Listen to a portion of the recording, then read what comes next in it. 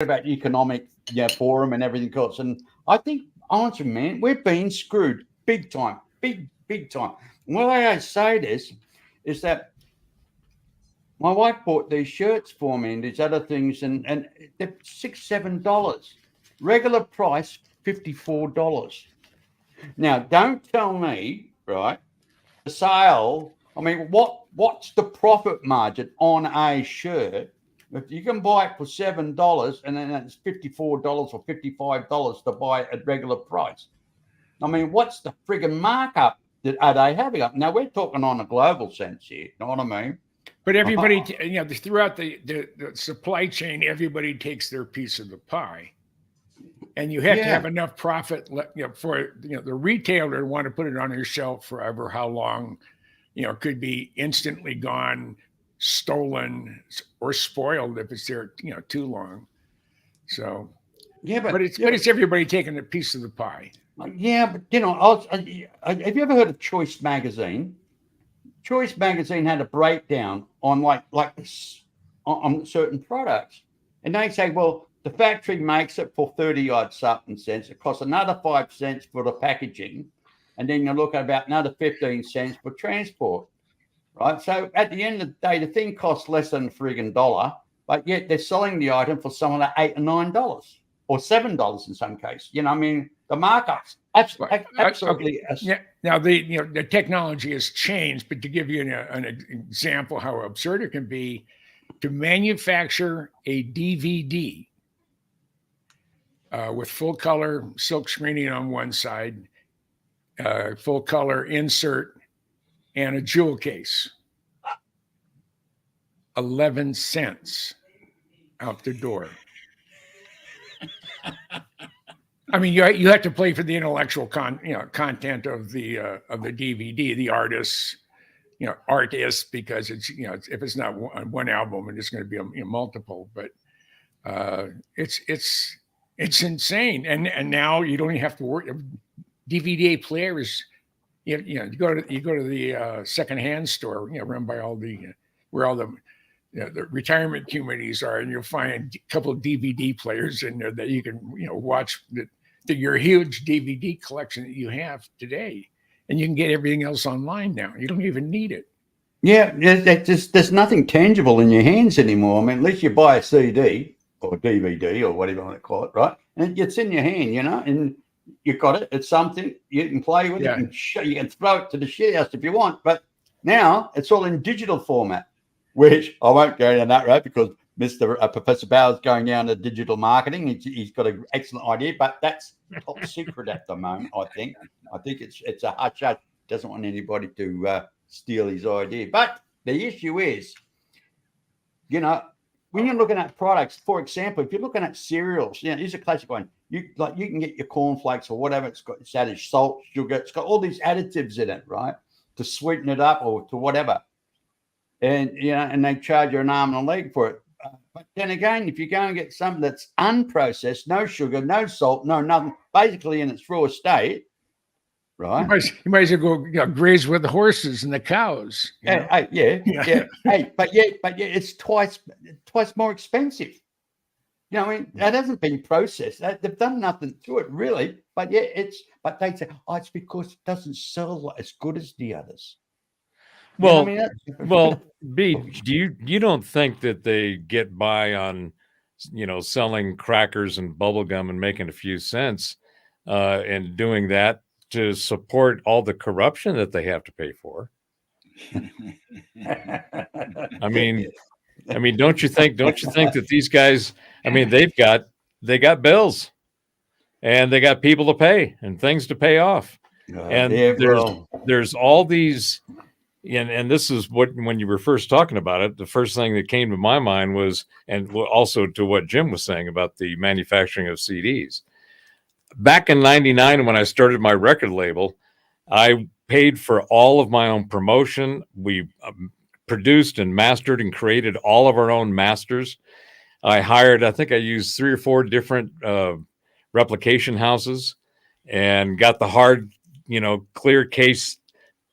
And with the insert case, the insert and all, 4-color printing on the silk on the CDs, and then had a bunch of professional shots done, had my website up, and we were doing e-commerce selling shit. We were selling, I wouldn't do MP3s. This is when the MP3 revolution just took over. And I was like, no, I'm an audiophile. I'm making lossless wave files so that you can hear everything. Because we spent a lot of time making sure you could hear everything. There was a lot of work that went into that. And it was a team of just me and two other guys. But we produced, I think the first order was 5,000 CDs. We did a bunch of station IDs and interviews. We toured a little bit down in Louisiana and up in Tennessee with a couple of the artists. We did all of that ourselves in a home studio that I built to produce all this stuff. This is now almost 25 years ago. And the tech now, I can do all that stuff sitting here in my little man cave. Right. Yeah. I love her sense of humor. Yeah. Yeah. That's why we love you, Heidi. Yeah. Yeah. I did send Heidi a link, but apparently she must be busy. That girl's been on fire lately. She's, doing all. She did a show the other night, and caught a little bit of that. And she's posting like a mad woman with nothing else to do. I'm kind of wondering. She's alive. Did she hire some help? Or she just got it all under control, and it's just, she didn't have to worry about it. It's just doing what it's supposed to do. Hey, she's so energized, mate. Heidi is so energized. Great show. I mean, I was watching this up. I love her. I just love her attitude. Oh, mate. She makes you want to smile. She oozes with positiveness, and lightness, and it's disgusting. It truly is disgusting. Yeah, the thing is you come away with some of that on you. So you're like, sticky with all that bubbly stuff, and you're bouncing around going, why am I bouncing around? Well, obviously we're sharing the turds with us. Oh, well. Anyway. So back to, I was going to finish off with reference to what Jim was talking about in the process. And that's why I told that little story of my label. Since I can do all the stuff I was doing 25 years ago, right here now, with the exception of the only thing I can't do here is I did have a live room. And at one point we had 40 people in the studio, in the live room. And it was an Indian tribe doing a drum circle live in the studio. And if you have ever done any kind of sound engineering at all, you will appreciate the fact that a whole bunch of acoustic percussion instruments being played by a whole bunch of people independently together. Yeah, that was probably the hardest thing we ever recorded, just so that we got a decent sound. And you can hear it on the Sacred Ground CD on my Intuitive Sound website. But that whole process of being able to create the content and do it with your own toys and tools, and all you need is an internet connection, a couple of subscriptions here or there, and you can create content, which is essentially what we're doing now, right? What we do all the time. We get on here, we're creating some kind of content, and we're using the latest tech to not only do it, but to do it and try to do it as well as we can with it, right? That's why I was poking around on B to go turn that damn thing on, because it's a lot easier just to stream it here than to go get it off of yours, download it, put it back up on mine. I don't need to do that because this tool does that. And that's a very cool thing. And that's new. That's only in the last year or so. So I've been working on my tech project and the System X technologies. And I've got 3 sections: tokenization, artificial intelligence, and then the architecture itself. Brian. Hey, how's it going? Joining. There he Welcome, is. Brian. Yeah. Hello, gentlemen. Great to be here. Yeah. So I've been working on. I've got the website up. I've got PowerPoint up the wazoo. I've got documents, but I've been trying to figure out, how do I get it condensed into an audio video format to where it can be consumed very easily, and it will get the point across. So doing it with these technologies, even though I'm a geezer geek, I've been rubbing my face into this space for a long time, and I just enjoy it all the time because it keeps getting cheaper and better. So to the point about new stuff, two of the pieces of software, of two of the three main ones, well, four now, or no, two of the three are beta versions of the software.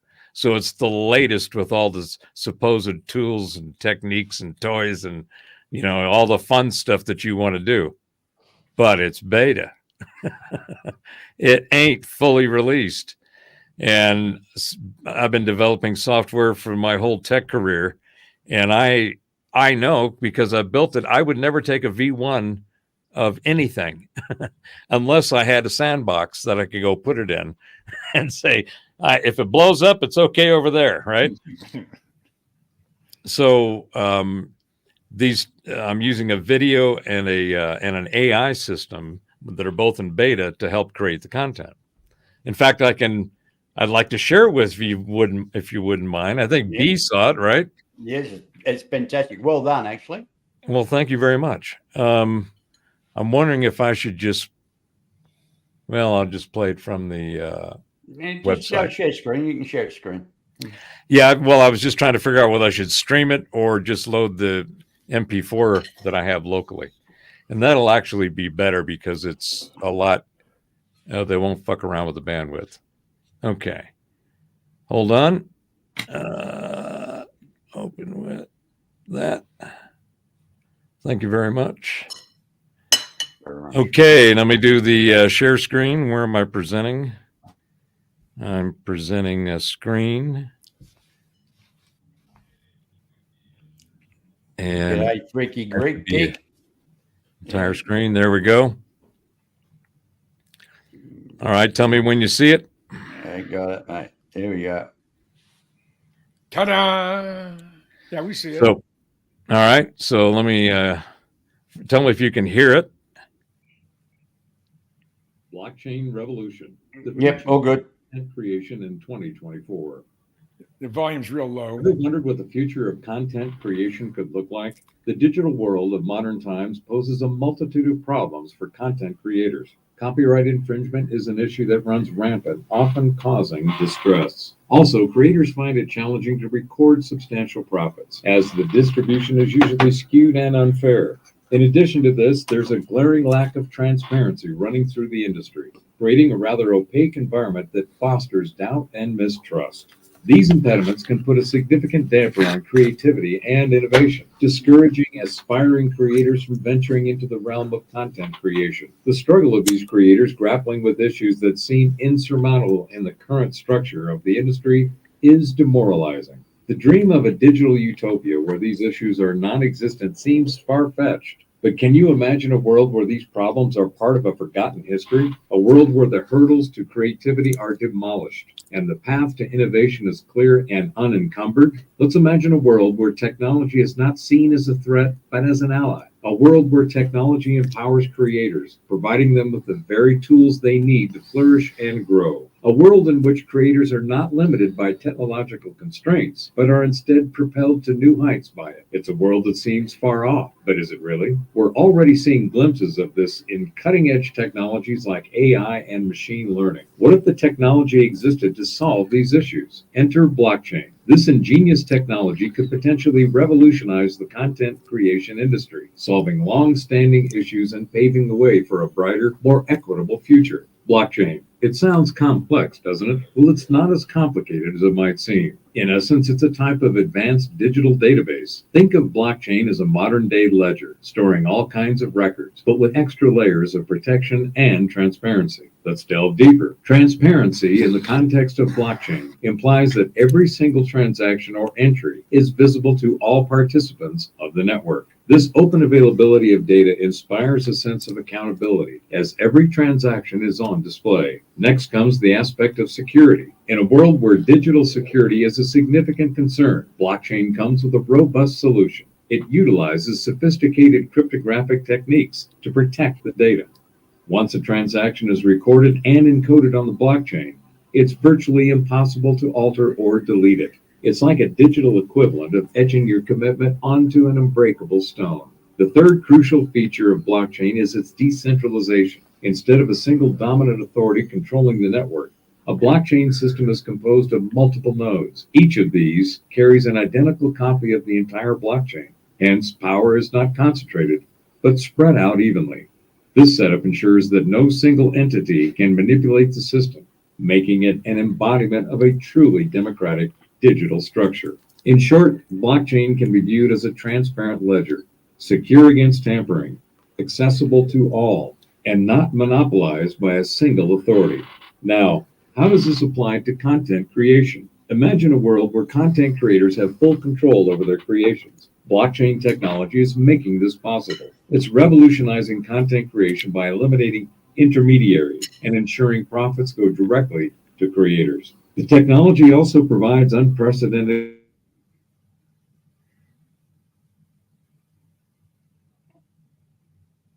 Hello. Okay.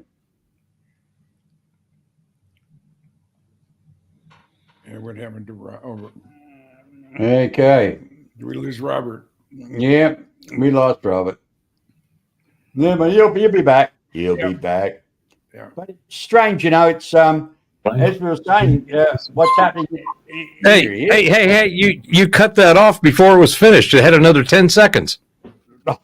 We lost the I know. audio to We saw the other 10 seconds after you disappeared. Oh, okay. All right. Well, there we go. Okay. So, what do you think? Got any questions?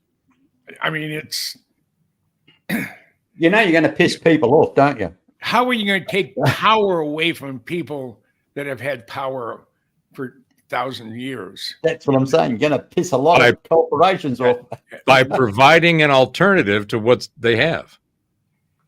I have a question. This is a technical question, Robert. Yeah. When it's decentralized and everybody has a copy of the ledger, so then does it get bulky after a while? I mean, then you got this like infinitely long ledger with like everyone on it forever, or how does that work? Like at a certain point, does the ledger get too large, or it's not a big deal? Yeah. So, And it hits you, Control Alt Delete. Well, scalability is not an issue. We've got the technology we have now, as far as storage, and bandwidth is just increasing on a regular basis. So will it create a shitload of content? Absolutely. It's going to create a boatload. Yeah. I mean, you think we got now is a lot, what's coming is going to be crazy. And that's even a more important reason to do it. Because if you get in front of it before it gets out of hand, you harmonize the data. Because the most important thing, and I don't get into it in this, but I do when I get into the deck and do the overview of the architecture. The important thing is data.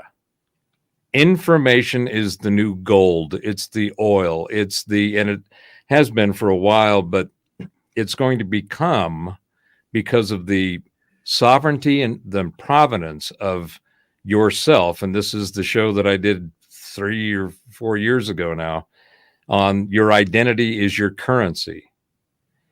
Most of everything is already digitized in some way, shape, or form. In fact, the important things that you have in your life that you use to conduct your navigation through reality is already digitized.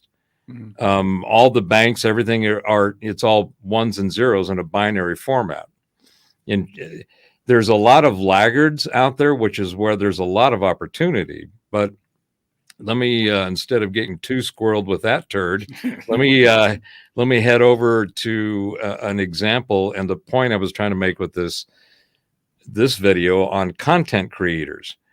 The registration and identity of whoever you are, and all of the assets that are attached to you, that information, that data is what's right now scattered across 100 different systems.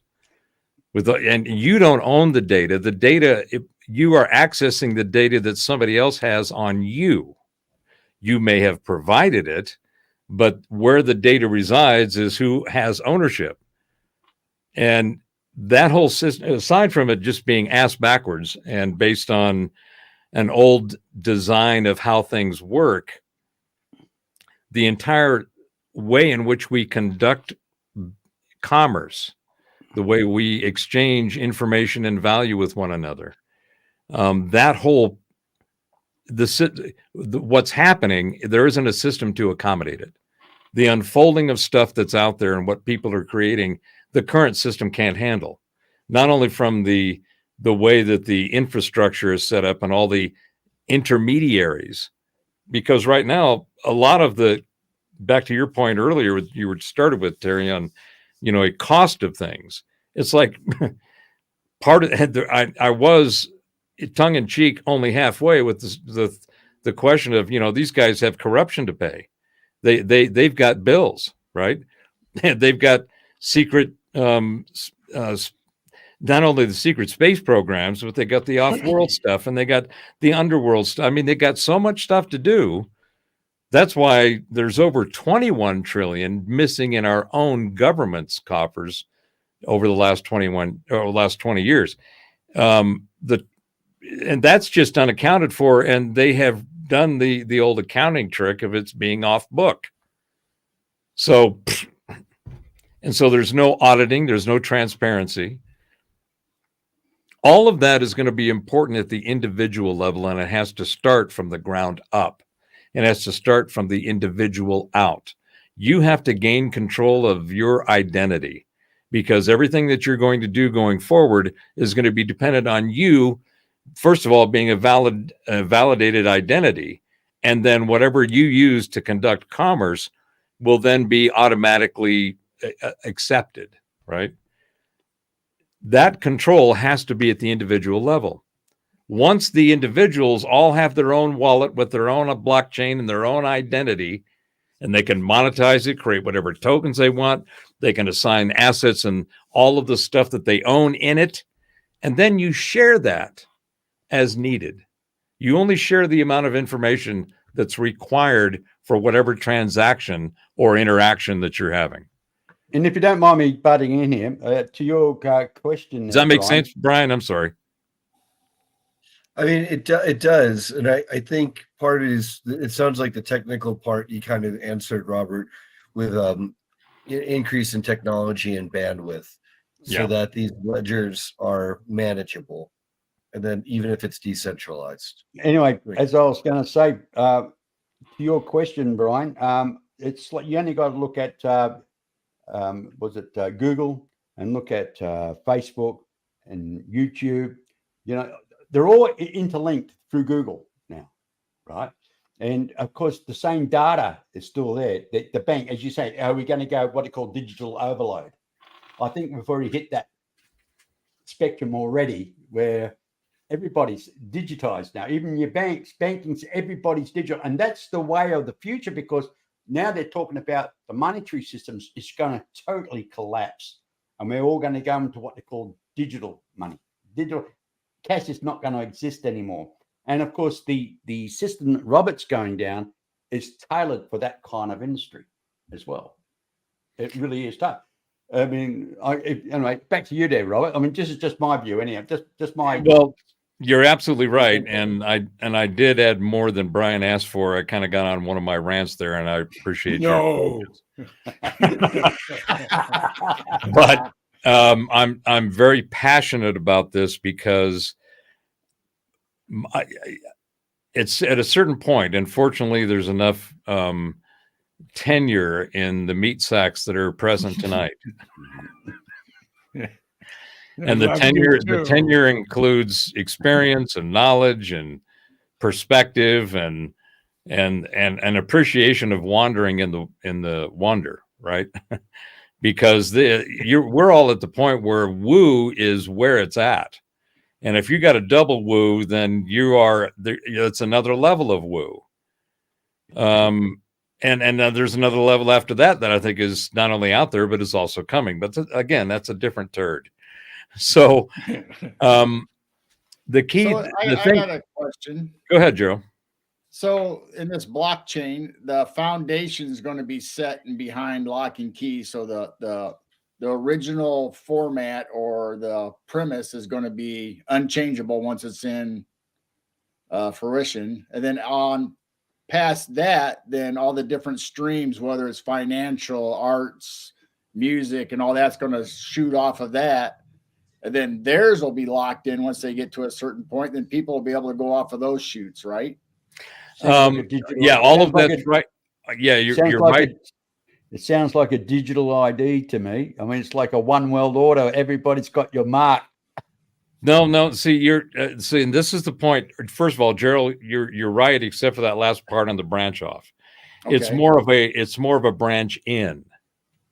So what'll happen, and the key thing here, there's 2 points I want to make. The most important thing going forward, like I said, information is the new gold. It's the oil. And that information about you is what's important. Having the sovereignty and provenance over your secure identity on the interweb, because that's where everything is. That's where everything is now. And it's going to be even more so in the future. So getting control at the individual level of the sovereignty of the identity of self is the most important thing going forward. The way that that's done, to Brian's question about, data saturation and the overpopulation of storage, and it's burgeoning, like a big oil silo crane, and it just kind of blows out. The problem, the way to solve, well, first of all, the issue is this. In all of the action and the interactions that we take, all of the transactions that we do peer-to-peer, one to many, many to one, are being done through a system that's just cobbled and crapped on with a bunch of inefficient, friction-causing entities and intermediaries. Everything is designed from the way that people thought things should be 20 or 30 years ago. A lot of it hasn't changed at all, and it's built on technology that's very old and inefficient.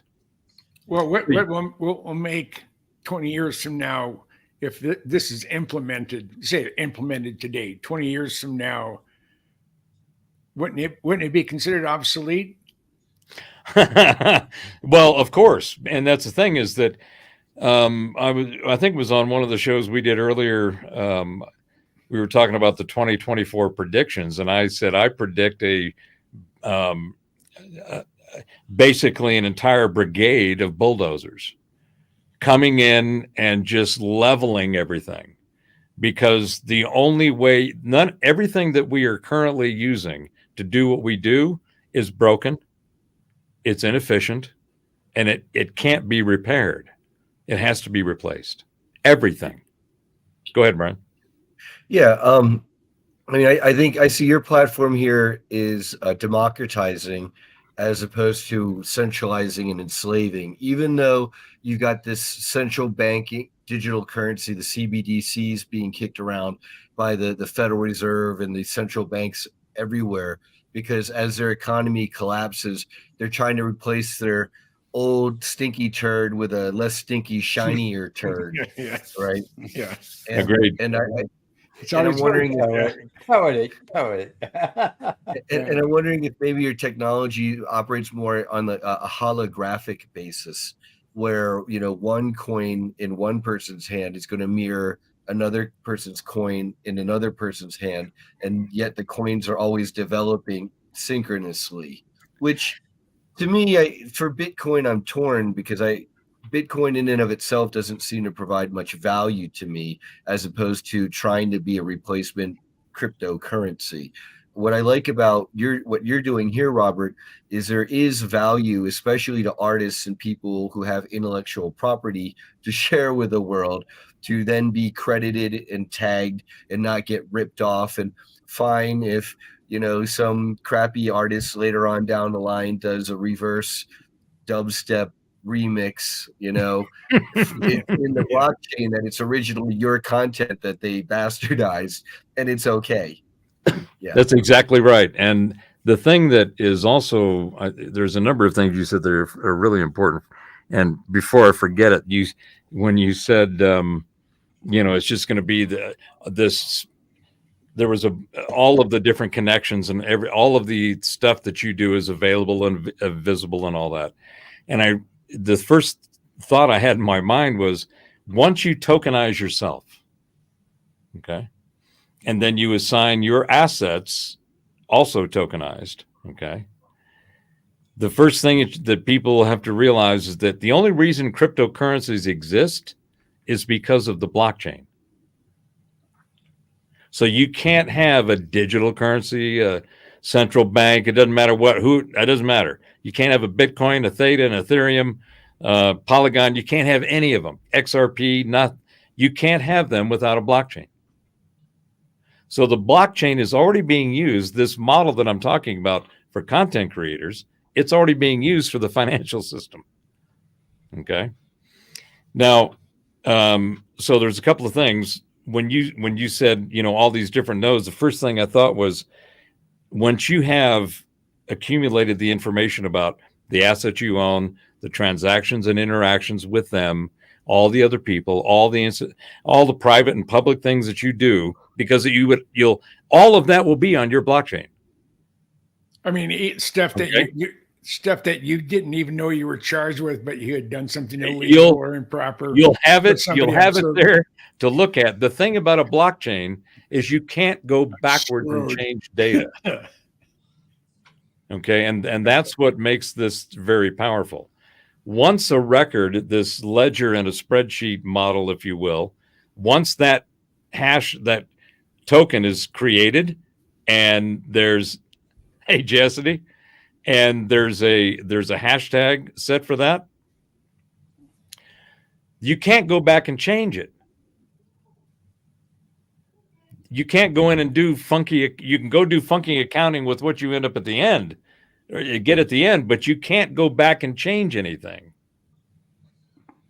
It's immutable in that way. So you can only add to it. You can't take away from it or change it. Can I speak from a futurist perspective? Yeah. Eventually it's like everything, assuming it's on a, this mythical quantum system or whatnot, or some far distant future system where everything has been kind of empiricized or tokenized, if you will. It's almost like I've heard other people speaking of a timelines where there's a far distant future where there's a benevolent AI kind of running things, and I could see it's like everything's tokenized and how it sees the world holographically in relationship to us. So that's what you said, the word holographic. So when I went, holy shit. So imagine you've got your wallet. We'll call it a wallet for data's sake. And all of your information about you and your tokenization and your cryptocurrencies, all the information about you is in that little wallet. Okay. So as you accumulate all these interactions and the information that goes along with it, your history is there. It's undeniable. It's there, right? So you've got that. Well, imagine seeing that over time in a 3D model.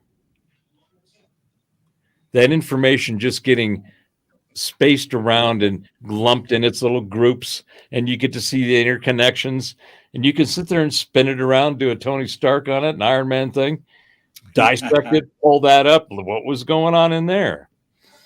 So that, I think, is going to be, it's going to be amazing. It's really going to be amazing. But so the points I wanted to make were, the database structure that we are currently using today is one of the major friction points of getting things done today. It's not just all of the processes that people have defined in order for you to have a supply chain, okay, which are all got a whole bunch of bullshit. You got leasing companies, insurance, and you got employees, and you got all this shit, right? Well, all of that you have to, in order to manage it, if you can't look at it and make sense out of it, you can't manage it. So, and the saying is, if you can't measure it, you can't manage it. So the information is the gold of whatever is going on, because that's where you would take something like this AI nonsense, and I'll explain what I mean by nonsense, is going on right now. In fact, I did a little piece on the channel called AI, the hype, hyperbole, fuss and muss and sex and sizzle, because that's what's going on with this stuff. From a technology perspective, we're not going to get sentient cyborgs deciding whether or not we are going to live today or not. You can program the robot to go do that, but for it to think of it on its own, for it to come up with that concept and go, maybe I should go execute this program. You can't put consciousness and all the variables that we experience in consciousness, insight, intuition, intent, curiosity, motivation. Those are emotions and a part of the organic experience of consciousness. So all of those things and several others that are really important are not defined on or defined or agreed upon within the academic world that governs biotechnology, neurology, all of the different disciplines that they have in what we call medicine and biology. Those people don't know shit, and they can't figure out the intuition, intent, emotions, curiosity. Anytime you hear something where they say, in fact, I've got one of the articles I'm going to do a report on.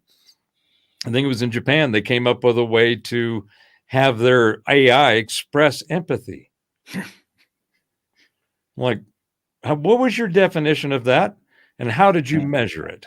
Yeah. I'd like to see what went into you coming up with that answer, because I got questions. So to me, the way I see reality is that it's all born of consciousness, which expresses itself as energy. And that energy is a set of infinite frequencies that manifest the materium that we inhabit.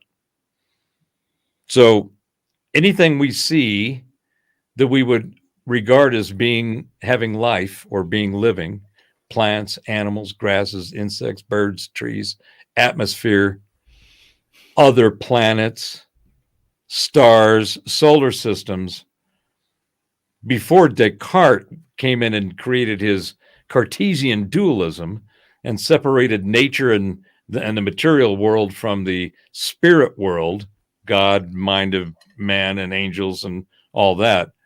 Before that, everybody thought that everything was alive. Every culture had their cosmology based on they were in a living universe. Totally different perspective, and one that I think is closer to reality and truth than all this materialistic, mechanistic stuff that is currently owning all of the knowledge disciplines of science and everything else. It's a grit model. It's based on the atomist constructs from the old ancient Greeks, where it's like, well, they've got one billiard ball and it smashes into another one. So trying to do over at CERN. All of them completely deny the ether, the Ethereum. And the Ethereum is where all the magic is. That's where all the reality is. In fact, the materium exists because of the Ethereum. So I've been having fun. I have to admit, in my geezer days, I've been going after some of these youngins in the physics world, challenging, the constants and the laws and asking questions that they clearly haven't considered, because there's a lot of real, there's denial and a fair amount of anger coming from these young people who call themselves physicists. Well, I kind of hazard to say that with modern quantum physics, we've already proven that Heisenberg was right and Einstein was wrong. He didn't like spooky action at a distance. But the fact is that we are interconnected. And then that quantum physics and the idea of us being connected to one another, or atoms or molecules being connected, or atoms rather, being connected in a certain way, no matter how far apart, instantaneously, then that's an argument for, magic and everything else from there. Well, we rotate around each other. We totally dance with each other. That's what it's, that's what the atoms do, isn't it? Really? I mean, They I- actually well, dance. And I see. anything. The thing is, the atomist or the atom model, in my opinion, is the wrong one. There, it isn't billiard balls and atoms and neutrons and electrons and protons, and they're not little billiard balls. It's all waves. Frequency. And that's actually what quantum mechanics has finally gotten to. Paul Dirac, Alfred North Whitehead, even Tesla, Walter Russell. These guys all understood that the real, and this goes back to Keeley and even Faraday and Maxwell. Okay, they knew that everything was based on electromagnetism. Everything, it's an electromagnetic universe. That magnetic universe is all waves. Everything is a wave, and that's what they finally came to the conclusion with the current quantum mechanics, the theories, and the physics. They had to get to the point where they said, well, Schrodinger, the whole double slit experiment, is it a particle or wave? That debate is still going on. And it's based on observations. So what's happening is, Yeah. And limited, very much so, Freaky Geek. yes, it completely, Yeah. completely wrong on every level.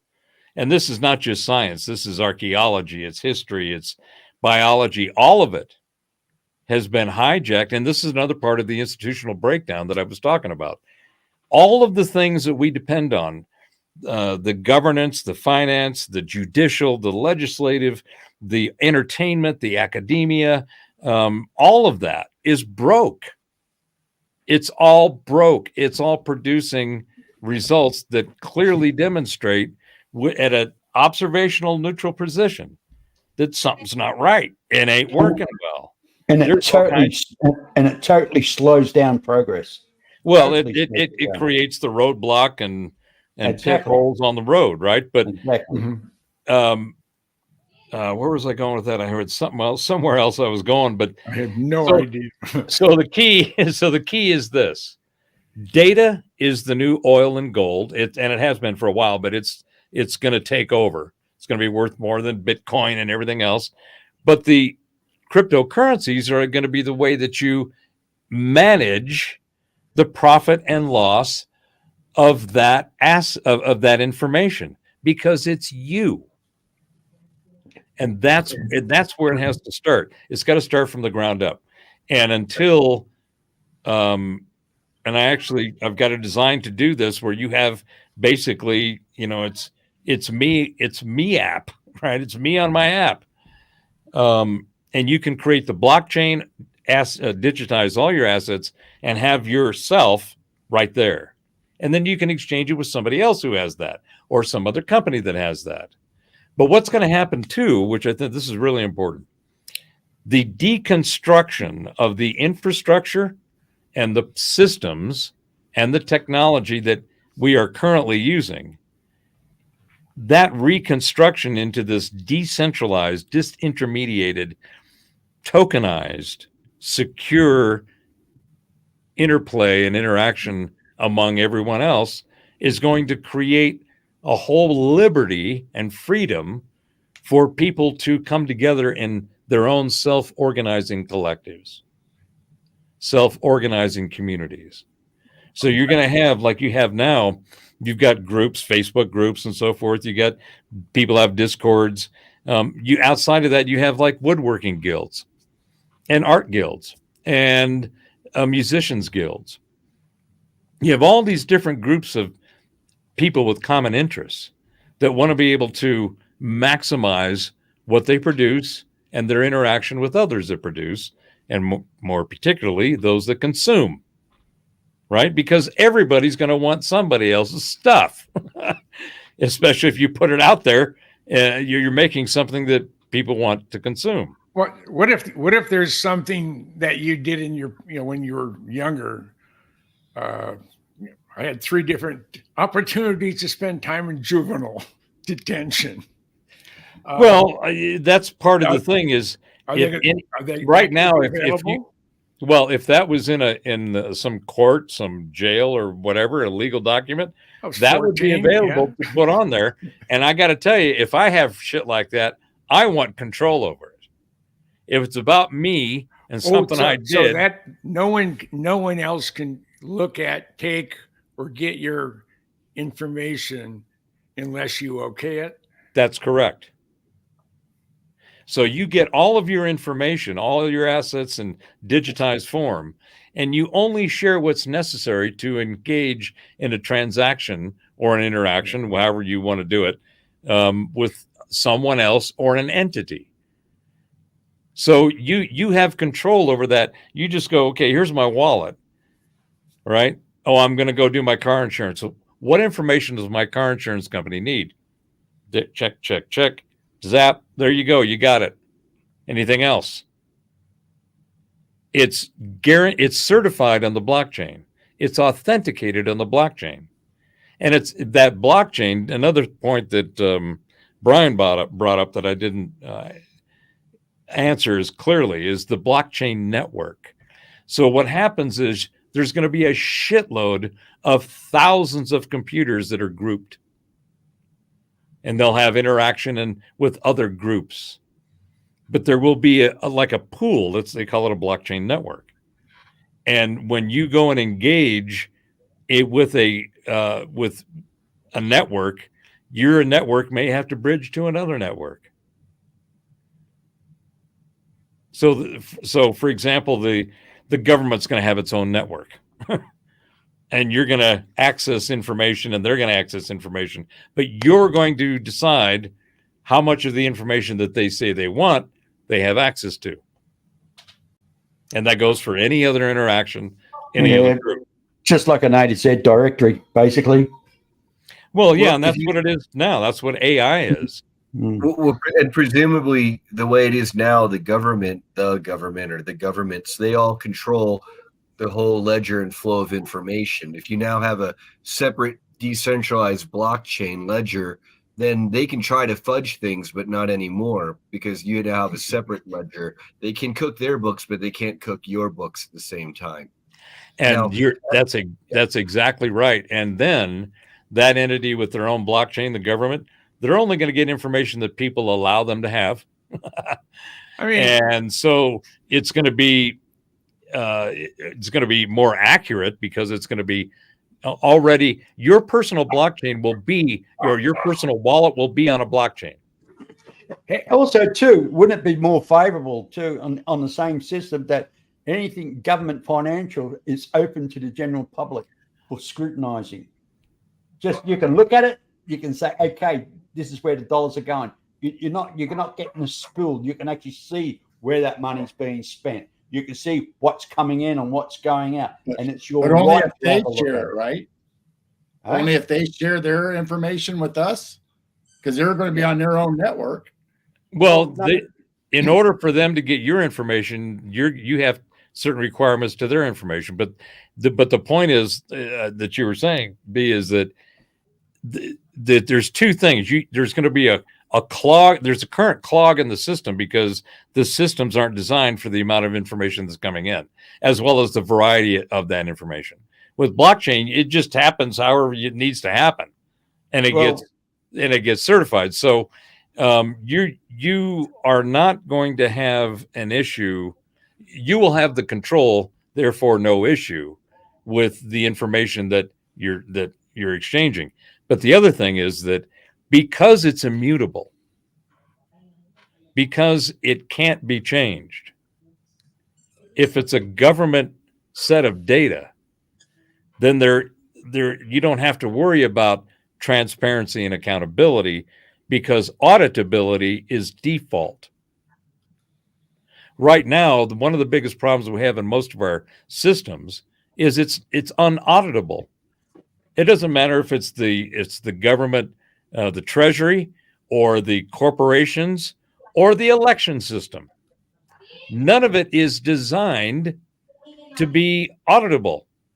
You can't go in and verify the information that's in the system. You have to take it on trust. And that's complete bullshit. because as we all of us know, because we've all been down the many conspiracy analytical events in our lives, and we'll continue to pursue them because there's still a few out there, although a whole bunch are getting taken out. Once you go look at data, I mean, the ability to go to look at the circumstances and then have questions has never been better, and it's going to be even more better. Hey, listen, guys, can we just change subject just for a moment? Apparently, Jim's been saying earlier on there's some more exciting activities been happening about Belize, and I want to hear a bit more about it. We can come back to this again. We've just had a bit more variety to our conversation, and if that's okay with you guys. I take personal offense at being apparently not being interesting enough. Or you can take it. You can take a gate as well. If you want to take a fence, you can take a gate as well. Yeah. Anyway, Jim, tell us what's going on there, mate. What's the way things are going, I couldn't ask for. It couldn't be any better. Don't have any money in hand, but everything else seems to be falling in line. But I will know more about that tomorrow or Monday. Right. So, so what? I mean, who you're waiting to hear from, mate? I mean, if you don't mind me asking. You have $10 million. That's what I'm looking for. Oh, mate, I just pull it out of my back pocket. Yeah. Yeah, his blockchain told him no. You got to get off. Talking to him.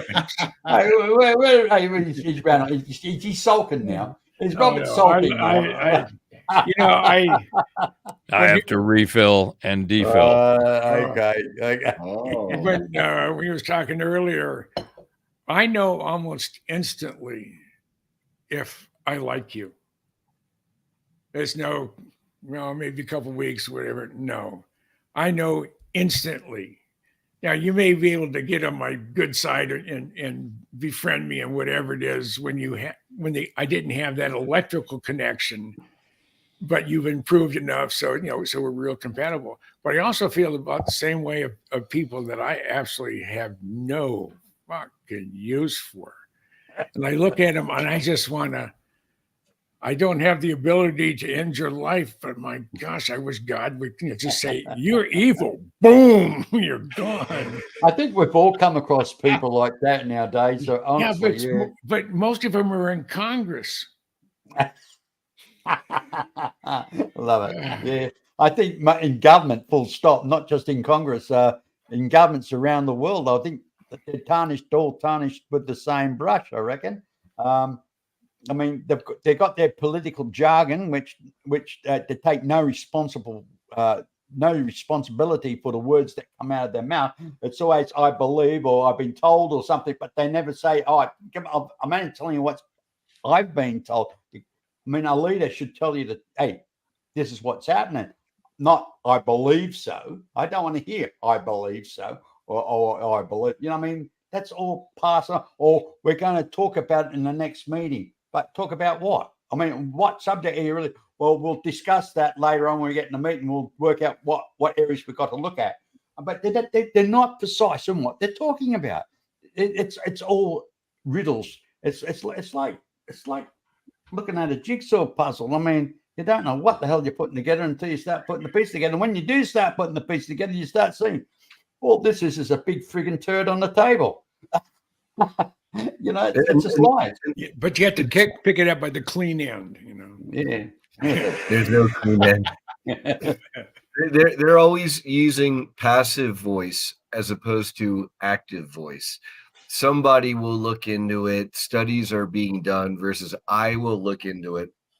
I will do something about it. And then not only do they use passive versus active voice to shirk responsibility, right? And to kind of pass the buck, but they also very, very rarely ever use any data. If you notice, it's very rare that you get a skilled politician anymore who's using the numbers of the demographics and the money and the budgets and how it's all working out. Now it's just kind of generalizations, but at the end of the day, that allows them to not take responsibility for anything. It's a know nothing position, but at the highest level. Have you ever shook hands with a politician? Have you ever? I mean, it's like shaking hands. I mean, my wife's got a better grip than those people. They've got like wet hands, and it's like they're kind of they don't shake like a they dish tickle rag. their fingers. Yeah. Yeah. Damp dish rag. Yeah. Honestly, I'll be quite honest. They're a bunch of pussies, mate. They really are. And none of them have done a hard day's work in their whole life. They're good at playing mental games. They really are excellent at that. I mean, so are narcissists too. And this is what the world's why it's so RS rap shit, because we've got narcissists running the friggin' world. I mean, the population of the planet, basically, we go home, we want to be with our family, have a meal, and have a job to go to provide our family. We don't think of war. We don't think about, I want to hate America, or I want to hate Japan, or I want to hate China. We don't do any of that. We sit down at home. We just want to enjoy the day. Oh, I wonder what we can read tonight on our book, or what watch on TV, or wonder who's online at the moment. We're not talking about global conflict or throwing stones at each other. But yeah, the elite, the few, are playing this game and using us as pawns. And we're the innocent victims. I mean, it's the people that die, not the politicians. They've got their nuclear bunker to go straight down to as soon as it starts. You and I, we have to face the onslaught of it all, You know, it would be good. What's his face from Facebook is building it's $1 billion plus bunker. I've seen on Zuckerberg. Zuckerberg on Kauai, and it can survive a nuclear blast and whatever. Yeah, but it's if Kilauea goes, everything that on all the islands will be gone. And when I say when Kilauea goes, a number of years ago, I talked to a volcanologist there at the Kilauea Visitor Center, and he said, "You remember driving over the thing, the crack in the road, and we just with the arrow pointing down saying the rift?" And I said, "Yeah, this is back in the early '90s." He said, "You can't drive around there anymore because of the volcanoes venting today." But he said that crack, I can measure the increase in that crack with a Stanley ruler if I do it once every 2 months or 3 months. And sometimes it comes back, but sometimes it goes a little bit farther. He said, if that thing crumbles off piece by piece, it won't be catastrophic. If it breaks off entirely, which it did on the island of Oahu, you go on the windward side in the Kola Mountains, that debris goes out over 120 miles. And that was 400,000 years ago. But they said, if that chunk of the Big Island falls off, it's 60 cubic miles dropping down to 17,000 feet. He said a tsunami on the entire Pacific Rim, not just in the West Coast, but in the entire Pacific Rim, will be in the neighborhood of 1,500 to 3,000 feet. Yep. Another great flood. Yeah. Yeah. Yeah. But the thing is, I mean, they got a half of Africa's got a bloody crack in it. But it's the continent's actually splitting in two. Yeah, the Rift Valley. Yeah, the Rift and Valley. Yeah. And now I was actually reading day before yesterday about Yellowstone National Park, how it's actually intensifying there still. They reckon the actual ground's lifting. It's actually lifting like a blister, apparently. And, and the venison have moved out of the place. And, so. So who here is a prepper? Yeah. Hey, Who's prepping? Hey, but I tell you, what are you going to do? Hey, once all the shit hits the fan. 3 out of 5 ain't bad. Well, hey, mate, there's going to be, you're going to be fighting each other. I mean, it's survival of the fittest. And it really is going to be survival of the fittest. And if you can't breathe the air, at the end of the day, you're going to be dead anyhow. So, I mean, hey, Well, I don't. don't know if I'd call it survival of the fittest as much as I'd call it the survival of the prepared. Because there's a whole bunch of fit people that ain't going to make it through this first round. Okay. Yeah, I know. But eventually you're going to run out of bullets too, and you're going to run out of this and that. And then what about food and everything else? You know, I mean. Well, I don't think we're going to see that. I think that what we're going to see, I think we're going to. Here we go. I think we're going to see little pockets of crap. And little explosive events and places that get turned upside down, but I don't think we're gonna see any kind of zombie apocalypse. And you got samurai swords too. Well, that really sucks because I was hoping to shoot some zombies out in the front yard. Well, you may get a chance. I'm not saying it's not going to happen. It's just I don't think it's going to be all over the place. But wherever it happens, it'll be a target-rich environment. Yeah, it's going to be a mad world. I'd rather not be in it personally. Anyway, hey Jim. Well, and Jim, it's not going to be our problems, mate. Because hopefully by the time that shit happens, we'll be dead and gone, mate. So yeah, well, I have 4 months. I have 4 months worth of food, and I'll probably. Next couple of weeks, I might get another couple months worth, just in case. I mean, because I think the warfare that's going to affect where I live. I mean, I live in Tucson. Okay, we're 100 miles from the border, but I've never seen any of the illegals in this area. They go up through Yuma, or they go up through New Mexico, through Douglas and that area. Well, it's hard to see people that are on buses and planes and chartered stuff. Yeah. Sometimes they sneak hotels. through. Yeah, yeah. So, but my neighbor said, "Hey, you ready?" And I said, for a couple of days at least. He said, "You block off the entrance to our neighborhood. There's two entrances by vehicle. One entrance, I get on my roof. I have it's Arizona, so I have flat roof parts and whatever. Good place to go up there with. I have a nice 223,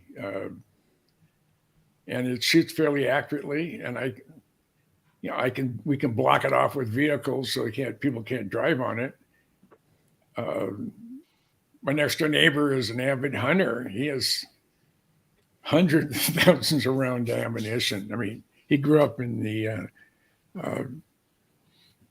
Rockies outside of Denver. So he said, "No," I says, "if you need backup," says, I got a whole bunch of weapons too. So we're ready. We have water. I don't know how long it's going to last, but we have abundance of it. Plus, I have a swimming pool. And well, like I said, I think we're going to see pockets of, all kinds of, nasty, smelly, pooey kind of stuff. But I think it's going to, if you remember the riots, the Summer of Love. Remember that? It was in 22, right? And that's when all these groups went and just torched and trashed I was in Minneapolis during that whole event. Right. Yeah, and I think we may see some of that, but the one thing that the people who use those tactics don't seem to, for whatever reason, don't seem to grok, is that once you do it once and it doesn't work out real well, the second time around, it's not going to be as easy because there's a bunch of people that are now going, "I've seen that before. I don't want any of that again." Because that is just, go ahead, Brian. I really like the historical perspective here because when you look at the Summer of Love in 1969 and the Weather Underground and all that, and the Black Panthers, to at least Occupy Wall Street. Well, and Occupy Wall Street later on in 2004 or whatnot, I think it was around. But those movements of yesterday were really led by people who I feel were kind of more, whether they were right or wrong, they believed they were right as revolutionaries. Today, it's a very different thing. We mentioned the migrants of today. They're not your typical migrant farm workers trying to send money back home. These are basically, a lot of these are military aged young men, not attached. And there's something known as a Caligari plan, which is one way to destabilize a country is to bring in young military aged men who are not attached to basically help destabilize the economy and the culture. That's one argument. And then the other thing is we were talking about not just that, but there was another. What was it? A lot of people, they ask me for prepper advice, just kind of coming back to it. And I always tell people be inland and high ground if you can, and then preferably in ground if you can. And that's just location if you can help it. But then from another perspective, as Jim was speaking to, getting together with his buddies who have guns or resources, because as many guns as you have, if you don't have people to pull the triggers or to help dig the dirt to grow the food or take care of the animals, then that's not going to be much good either. Yeah. Completely agree. In fact, one of my regular axioms is the problem with most of the young folks is they can't even start a push mower. Excuse me. Yeah. I can't tell you how many miles I pushed one of those damn things as a kid. Yeah. Well, Yeah, you For $1.25. So if you're familiar with that, then that statement probably makes sense, and it should, because if you've had any encounter with the majority of, I'm not sure what letters, it's just like the LGBTQ, RSA. I've lost track and I can't keep track. I think it's Z. You brought me back. You brought me back to what I was going to say, Robert. Is what we have today is AstroTurf. These are fake movements supported by the George Soros types, the color revolutions. Yeah, and you don't need a push mower for AstroTurf.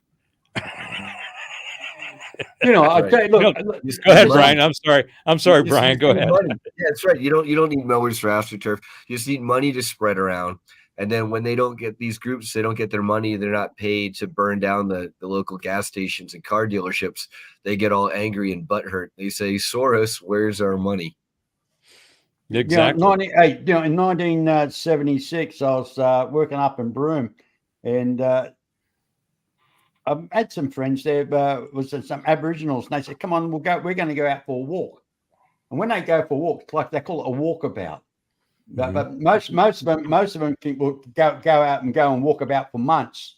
But this couple of guys, they says, "No, we're only going to do it for the weekend." And I said, "Okay, let me grab my gear." And he said, No, just your boots and your shirt, and that just come as you are. I said, "What about a water bowl?" No, forget about that. And off we went, mate. I tell you, what they showed me was absolute. They survived, mate.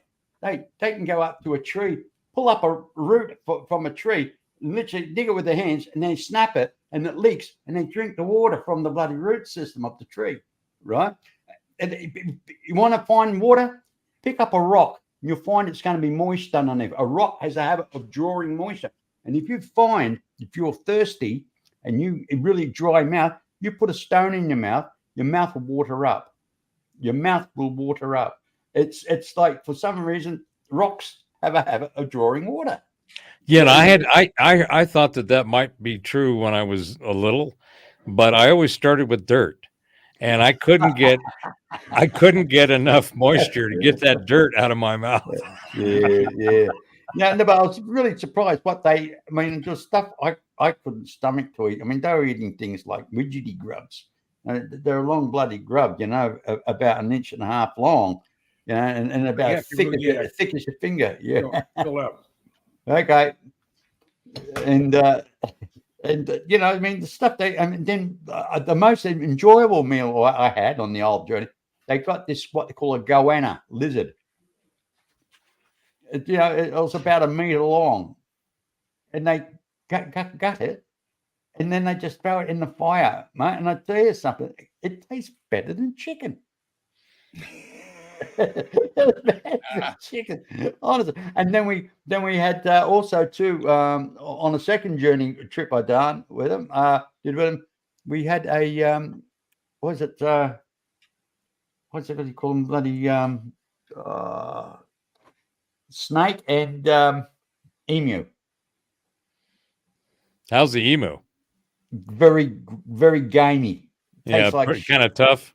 Yeah. Well, no, gamey and taste. Gamey, yeah. Shit taste, mate. Shit. I mean, locally down the road, or halfway down the freeway here, they've got actually an emu farm, and they actually make emu pies.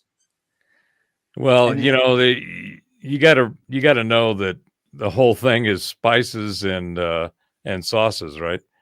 Because how do you eat roadkill? Barbecue sauce.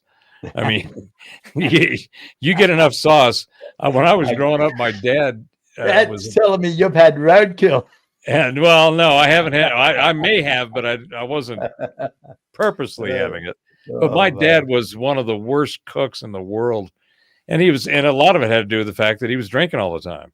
So he'd make meals, and everything. If it was meat, it had to be cooked to shoe leather. And I could, it took a half a bottle of Heinz to choke that down. It took a full bottle to choke down the liver he'd cook. But literally, I mean, come on. Barbecue sauce, well, you can choke just about anything down, especially if it's good stuff. Actually, believe it or not, one of my favorite dishes as a child was bacon and liver with onion. I'm sorry. Yeah, I'm sorry. No, it was really the one I couldn't handle. It's called what was it called? Sheep's brains. There's another name for it. Sweetbread, I think they call it. Sheep's brains. I cut crumb sheep brains. I just could not get my mind. That's a really good way to get prion disease, like Creutzfeldt-Jakob disease. Yeah. Prions. How about emu eggs? Did you get to try any of those? No, I haven't. But when we're talking about this stuff, but this is what preppers have got to start doing, though. They got to learn to live off the friggin' land. If there's going to be any food around, that is. And when I'm talking about live off the land, I'm talking about eating grubs. Like even ants have a nutrition.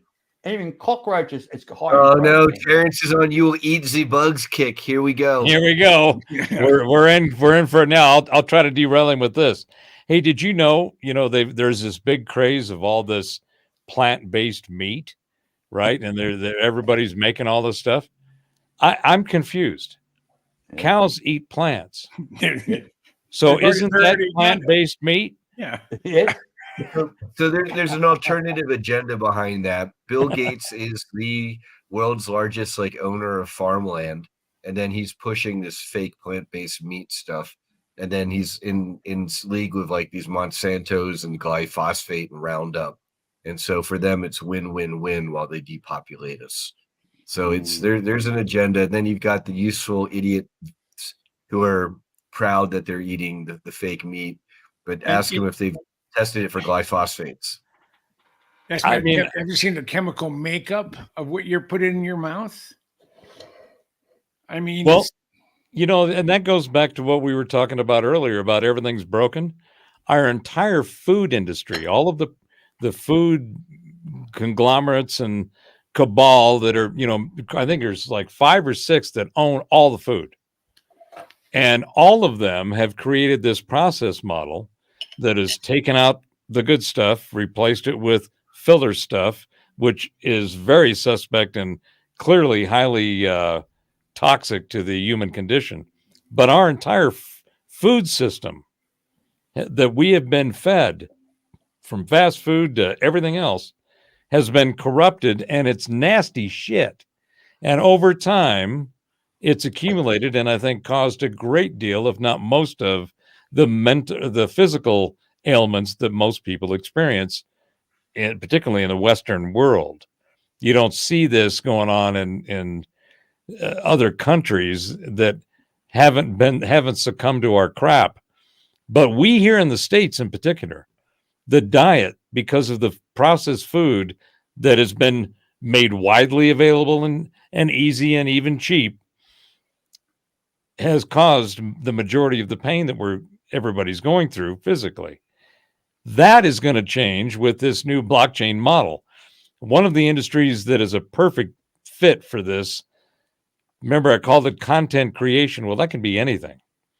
Well, the newly emerged CBD and cannabis market is highly regulated. You've got to know where you bought that seed, and you have to have record of when you planted it, who was around while it was grown, what did you use to grow it with, how did you harvest it, what did you harvest it with, and who did you sell it to. It's literally from seed to consumer. Same regulations essentially that are in the pharmaceutical industry. All the ingredients that go into all this. Stricter. And yeah, I'd say they're even stricter. And the thing is though that Robert, they've killed the weed industry and the CBD industry here. And what I like about what you're doing is it's not under their control. What they would do is they take something like what you're doing and they would use that to exert more control. Yes. You know, they would do it centralized. What you're doing is you're taking, you're decentralizing it. But I wish like it was a model, like maybe a future model where we're tracking everything and we make sure we're smoking the good stuff is what it is. But right now they're just trying to track everyone, strangle it out of the industry and tax it to death. And in the meantime, it's hurt. And there's in California, I hear there illegal weed shops are all over the place, disguised as legitimate operations or whatever. But they're killing the taxed weed production for pirating. You know, going back to good old days. But it's legal to you can't, you're not going to get or worry about getting busted if they find some weed on you. Now, if you have 25 pounds, they may be a little bit suspect, but you can always tell them, I have a real bad. Well, the whole reason that it's illegal is bullshit to begin with. Yeah, this thing was created. In fact, it's I think the current sloppy Joe that's sitting up there in the chair, his admin released some new legislation, or maybe it was somebody in Congress, to drop the level 1 down to level 3 category of cannabis. Yeah, I'm not sure who it was, but I mean, it shouldn't even be. It should be free. And here's the thing: it has been the most productive and efficient and positive plant that human history has ever encountered. Yeah. It can be used for everything. It's a 4-to-1 ratio in pulp between trees and hemp. You got an acre of either, you're going to get 4 times the production out of that hemp field than you are the trees. Anyway, medicinal. I mean, there's all kinds of, and the reason a lot of this is finally gotten released and now can be restricted and controlled substance for consumption by the public, meaning, age and not being a felon. Or when I came to Colorado, I was thinking I'm going to get that medical cannabis license because those guys are getting the really good shit. And then I said, well, I'm going to go get a gun. And then I heard and found out that if you have a gun registration, they won't give you the license. It's like, what? What do you think? Do you think I'm going to smoke some weed and sit around? The only thing that may happen is I'm going to smoke some weed and sit on my porch with my gun. And anybody that comes onto my property, I might use it then. But do you think I'm going to go on some shooting spree because I smoked some weed? That doesn't happen. There is no evidence to support that. And look, there's a well-known scenario. I mean, you go out and drink, you get violent, you do rape, you kill people, you're driving into people's cars and stuff like that. Somebody that smokes weed, well, all he's going to do is sit down in his butt, laugh his head off, and bloody have a good feed. He's going to be sitting there in the car watching the lights turn all the way through a cycle and not go anywhere. Laughing. I mean, that's what Cheech and Chong did, right? Wonderful. But the Oh, freedom that's going to come with this model that I'm talking about is going to take that, and this ties into the whole prepper aspect and what Brian is doing. People are going to become more self-sufficient. They're going to realize that that medication and medicine is something they can grow in their yard. They can grow in their house. They can change their entire existence. You'll have all the water you want. There will be no more water bill because in fact, there's I don't know if I loaded this video up, but there's a video that these guys just released this. It's the size of, the outdoor air conditioners, that you see inside of houses. It's the size of that, basically like the size of a washing machine. And it produces all the clean water you want. It just produces it all the time. Takes it right out of the air. When I was a kid in Sydney, right, every household had a little chicken run at the back.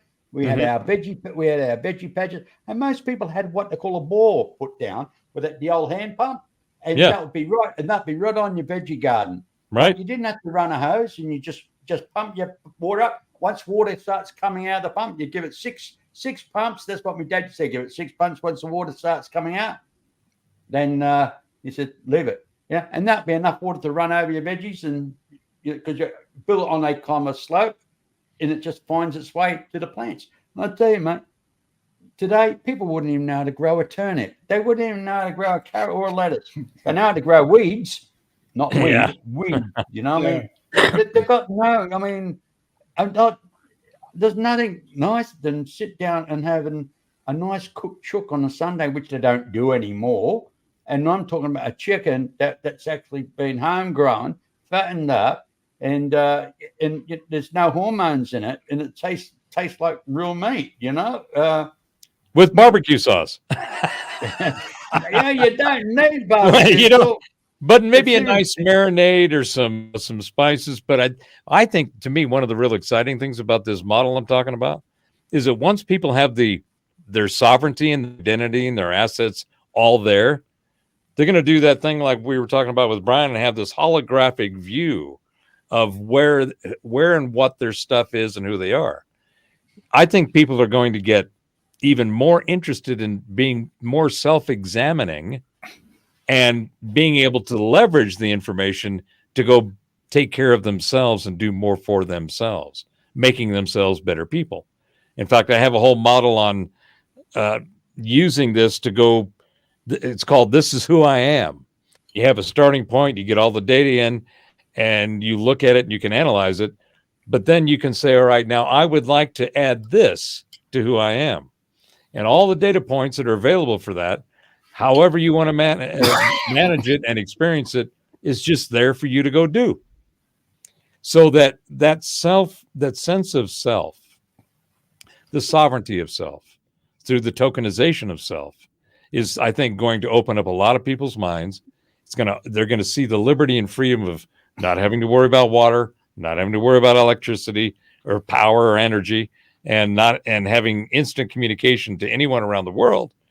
Once that happens, there's going to be this exploration of all these different curiosities and ideas, the biases, preferences, the prejudices, and the peccadillos that everybody has.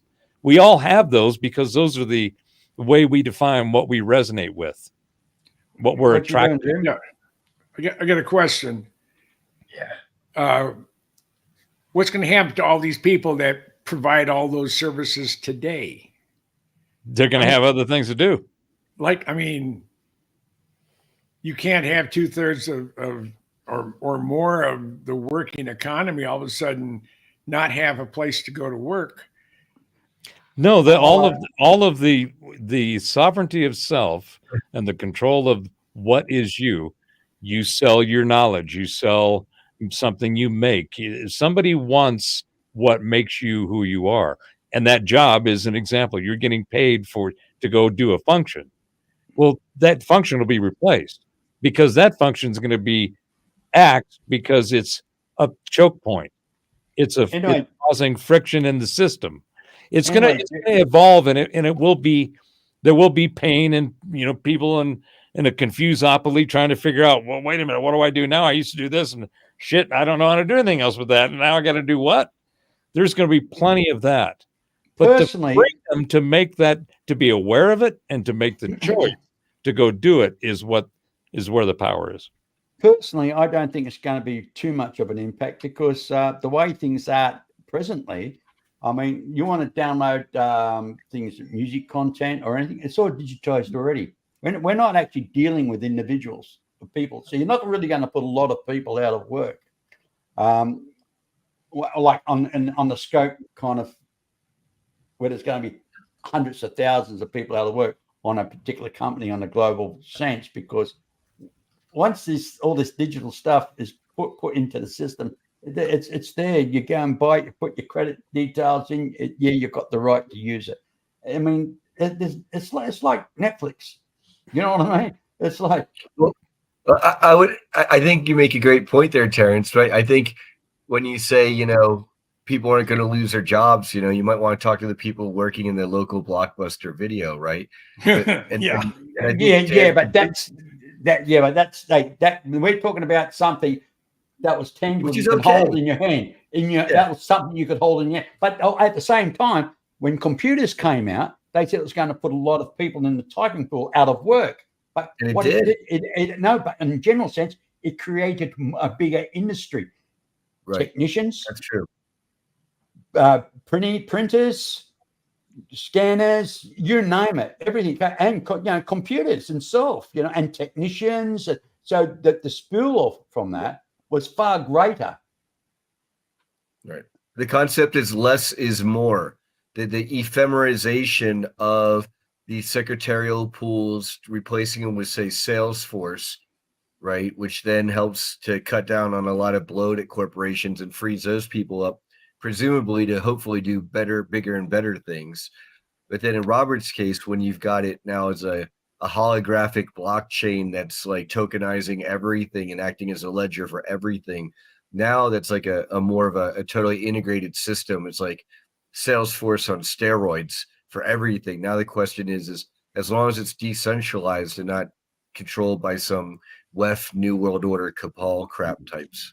Yeah, and it's something that won't just happen overnight. It's like when unleaded fuel came into the system. It was a transition, right? So over time, unleaded fuel became more popular, and now it dominates. Leaded fuel doesn't exist anymore, especially here in Australia. And it's the same thing with Robert's program. It will start off, and it's like a snowball. It will roll down the hill, and it'll get bigger and bigger and bigger, and then but it gives time for other companies to adjust and to. I don't think people will be kind of laid off in a big way. I mean, people move on and changed it. I mean, how many jobs have you had in your life? How many things have you done in your life? We've all done things and cruised on and tried many fields, and I don't really think it's much of it. The only people that's really got to be worried about is those high executives on the high bills who expect a big bonus at the end of the year. When they realize this year they haven't made 350 million profit, now their bonus is going to be slashed by more than half, and because they're not making those profits anymore. But there's still going to be an industry there for them, because some people don't want to change. Some people, it's like old people. I don't like using credit cards. Hey, now what's that old people shit? But it's true. Speak for yourself. I was in the memory business when they were switching from 8-inch floppies to 5 1/4, and how excited they were. And then I came back from I was working for a company called Nortronics. They made magnetic heads, and they were at one time one of the leading suppliers of all the magnetic heads used in cars, until they sold that technology to Japanese, and they started coming back with all their tape recorders and stuff. But I came back from Comdex 81 with a 3.5-inch diskette in my hand, and I said, "Mervyn, this is the future." "Oh, no. They've just spent all this money to go from 8-inch to 5 1/4. That'll never happen. Well, it was 5.5 years.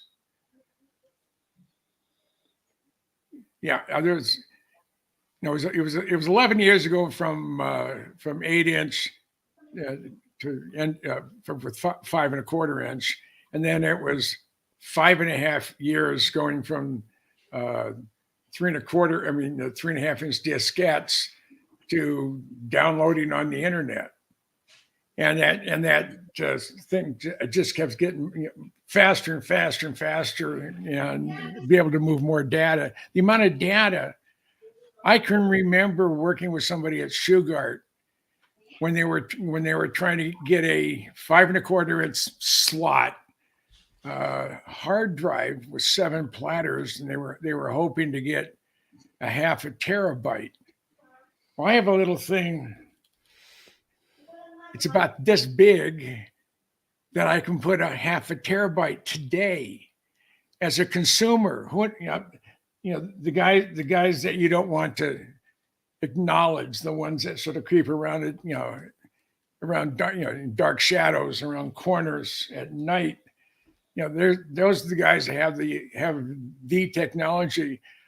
I was told, and I've seen it firsthand a couple times, that when the consumer world gets a new this is effing just unbelievable, and all sorts of bells and whistles, where our military was using it 20 years ago, and now what you're seeing. I know one of our engineers in electronics worked on the it was a an NKC 135, and it was the Airborne Laser Lab. And he had physically worked on it down at Kirkland, and he had left, and it had only been about 3 years, and he was our hard disk guy. And there was a thing on 60 Minutes, and I get an interview inside the NKC 135 talking about stuff that 5 months earlier, AWACS, 5 years or 6 years earlier, it was classified top secret. You had to sign all sorts of paperwork, saying you could never divulge anything. And I think it's a NKC 135A, serial number is 53. Oh shit! No, that's the wrong one. I had to remember. I can't remember the last ones where I would. My brain isn't working right now, but it's that was the original Airborne Laser Lab. It's now sitting at the Air Force Museum in Dayton, Ohio. So it's a very cool machine. It worked, but the chemicals used. I mean, the 747 that the YAF-1, I think it was it. Or the Airborne Laser Lab, 747 with a turret in the nose. Whatever they were using for propellant was so toxic. That 747, I think it was a 400, had less than 1,400 hours on it. And they felt it was better taking the engines, which are the most expensive part, and maybe the forgings, and then scrap the rest, because it was so contaminated that it would never, it would cost more to decontaminate it than to just chop it up. Well, my question, yes, what did they do with the chopped up 747? Now the wings aren't be contaminated. It would be just the pressure. Well, if it was a Boeing plane, we know that they have a part replacement program. Yeah. That is in some guy's yard. Is rather random and spontaneous. So hey, speaking of that, B asked me to what I wanted to talk about, and I said, all this bullshit that especially B rants on about, God, does he get going on how pissed he is about the elites keeping us in the dark? And he has just had enough of all of their shenanigans, and their inability to be honest and truthful and hell treat us no integrity at all. treat us like the sheep that we are. Yep. I mean, Yep. talk about Right on. cojones, right? I mean, what is that all about? Well, let me share some good news for you. Let's see here. Yep, tried that. So tell me if you see that. Yep. Okay, so I'm gonna. Uh, This week was the meeting of creeps over in Davos, Switzerland, at the WEF, right? And it's a big deal. All the elites, the global whatever they are, the G this, F that, they got all these little cliques and groups that they all get together. Hey, Karen, thanks for jumping in. All these folks, that get together and they have their little posh thing and have their little meetings and discuss whatever they think they're going to control and all that good stuff. Well, they didn't have a really good week. They had some folks in there calling them out. And I personally enjoyed not only the call outs, but most of them, the way they were done. And by the people that did them was brilliant. It wasn't somebody, getting up and saying you're, doing a Thunberg on them. These were measured, considered, thoughtful statements aimed directly at those who needed the statements aimed at. So I loaded up a few, and I'm going to share them with you. This first one is, down in Argentina, they got themselves a new boss in the town, right? Oh boy, do they. Javier Milei, I think is how you pronounce his name. And he basically pulled a Musk on Argentina after he got into office. Musk is famous, and he doesn't get enough credit for this because nobody who thinks about, having any kind of performance, let alone an optimal performance in whatever job or responsibility they have, they don't want to hear that somebody can go in and whack 80% of the infrastructure and have it not only function, but function better. Right? They don't want to hear that because that's not how they operate. Well, this guy, Milei, went down to Argentina, pulled a Musk. I think he canned like 50% of the agencies and departments down there as soon as he was in. And then he goes to Davos and he says this. The president of Argentina. Can you hear it all right? He gave the World Economic Forum a lot more than they were bargaining for when he addressed their conference at Davos. South America's answer to Donald Trump, he gave it to Klaus Schwab and his henchmen with both barrels. He told them that the West was abandoning freedom for socialism, which he warned only ever produces poverty and piles of corpses. Then he slammed radical feminism for its gender quotas. He slammed the environmental movement for demonizing human beings. He slammed universities and media for promoting social justice, which he told them typically ends with injustice. And then he concluded by telling them he had come to invite the Western world to return to freedom, economic prosperity, and limited government. Have a listen to how he concluded. Do not be intimidated either by the political class or by parasites who live off the state. Do not surrender to a political class that only wants to stay in power and retain its privileges. Do not surrender to the advance of the state. The state is not the solution. The state is the problem itself. You are the true protagonists of this story. And rest assured that as from today, Argentina is your staunch, unconditional ally. Thank you very much, and long live freedom. Damn it. Brilliant. Long live freedom. Damn it. Liz, could this guy get any better? And Klaus Schwab, he must have been squirming in his seat. Absolutely. Milei literally climbed into the belly of the beast just to implode. There was a lot of people disappointed that Milei was going to the WEF at all. It was like, why is this guy visiting Davos? This is exactly why he did it. He did a Ricky Gervais at the Golden Globes, but WEF version. This guy lectured them on the wonders of capitalism and how can you oppose it when it's dug so many millions out of poverty. He lectured them on the core values of libertarianism. Every single one of those core values, of course, is something that the WEF vehemently opposes this guy couldn't get any cooler. And they keep trying to denounce him across the world as saying, oh, he's a Trump-like figure. Unless you've been living under a rock for the most recent few weeks, that's a compliment. The guy's winning. He's on top. Absolutely loved this. Has it convinced you, Joe? Well, I think he was being undone. He was being undermined by his translator, because at the very end he was obviously wanting to say, "Long live freedom, damn it!" But the translator goes, "Long live freedom, damn it!" It was like his William Wallace moment, you know? Like, "Long live freedom, damn it! Where are my car keys?" And, but it's a very interesting thing. I mean, obviously he's great fun. He had me at the sideburns. He's awesome. These guys are amazing to watch.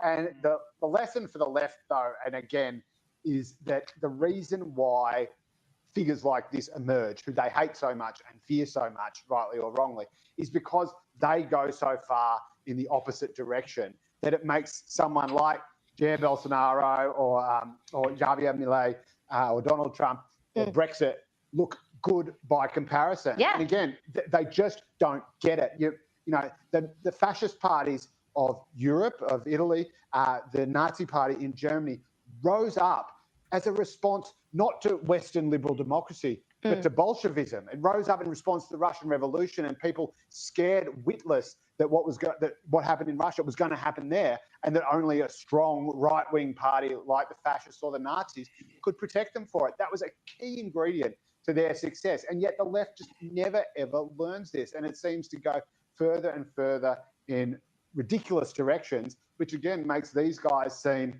less crazy by comparison. But also, when I think if it's two crazy options, you know, well, I don't want X, Y, and Z. And you can pick whatever woke policy or crazy policy, like people losing jobs because of climate change, or, you know, suddenly not being able to say what's a man or what's a woman anymore. So you'd be crazy to write the Argentinian president off, though, as crazy, because if you listen to him speak, I mean, he's brilliant at, like Trump is, he's brilliant at cutting through. He can do all the, you know, made for media hustle and bluster.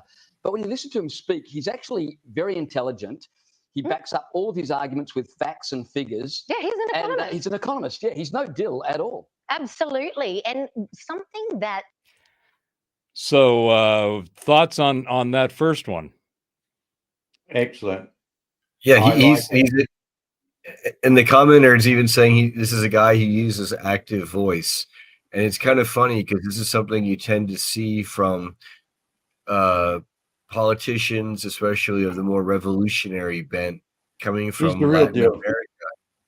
Yeah, they're coming from Latin America as a response to the basically rape of Latin America.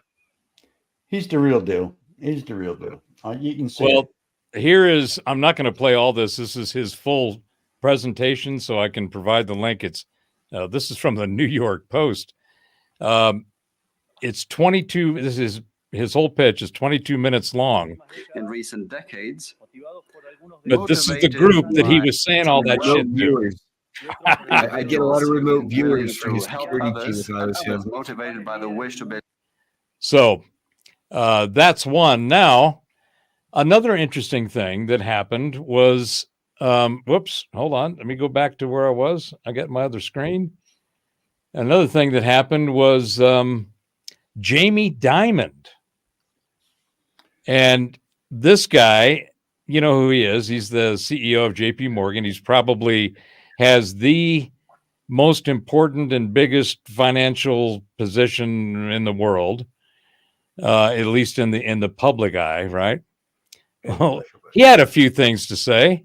Voting for Trump, and they think they're voting, and they're basically scapegoating them that you are like him. But I don't think they're voting for Trump because of his family values. Now, if you look, just take a step back, be honest. He was kind of right about NATO, kind of right about immigration. Mm-hmm. He grew the economy quite well. China virus. Tax reform worked. Yeah. He was right about some of China. I don't like what he did. No, I said China virus. Yeah, I understand. He may have been right. And I don't like how he said things about Mexico. I don't like, but he wasn't wrong about some of these critical issues. And that's why they're voting for him. And I think people should be a little more respectful of our fellow citizens. And when you guys have people up here, you should always ask why.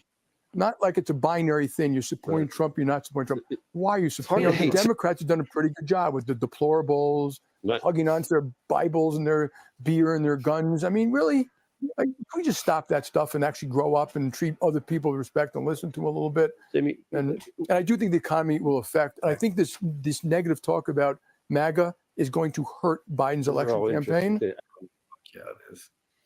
So, what'd you think of that one? Money talks, and right? here's and he's ahead of one of the big banks that everyone assumes if banks were going to get bailed out, J.P. Morgan Chase would be at the top of the list. And for him to basically go against the rhetoric of the Democrats who are presumably in power right now, really shows you that money talks. And he's like, F your politics. I want to make sure my bank and banking industry in this country's economy isn't crap, because that's what's a banker going to care about, even if he is a New World Order banker. Well, the thing is, even in Australia, we could see that when Trump was in power, we had a big laugh. We laughed about him, the way he used to turn around and say, fake news.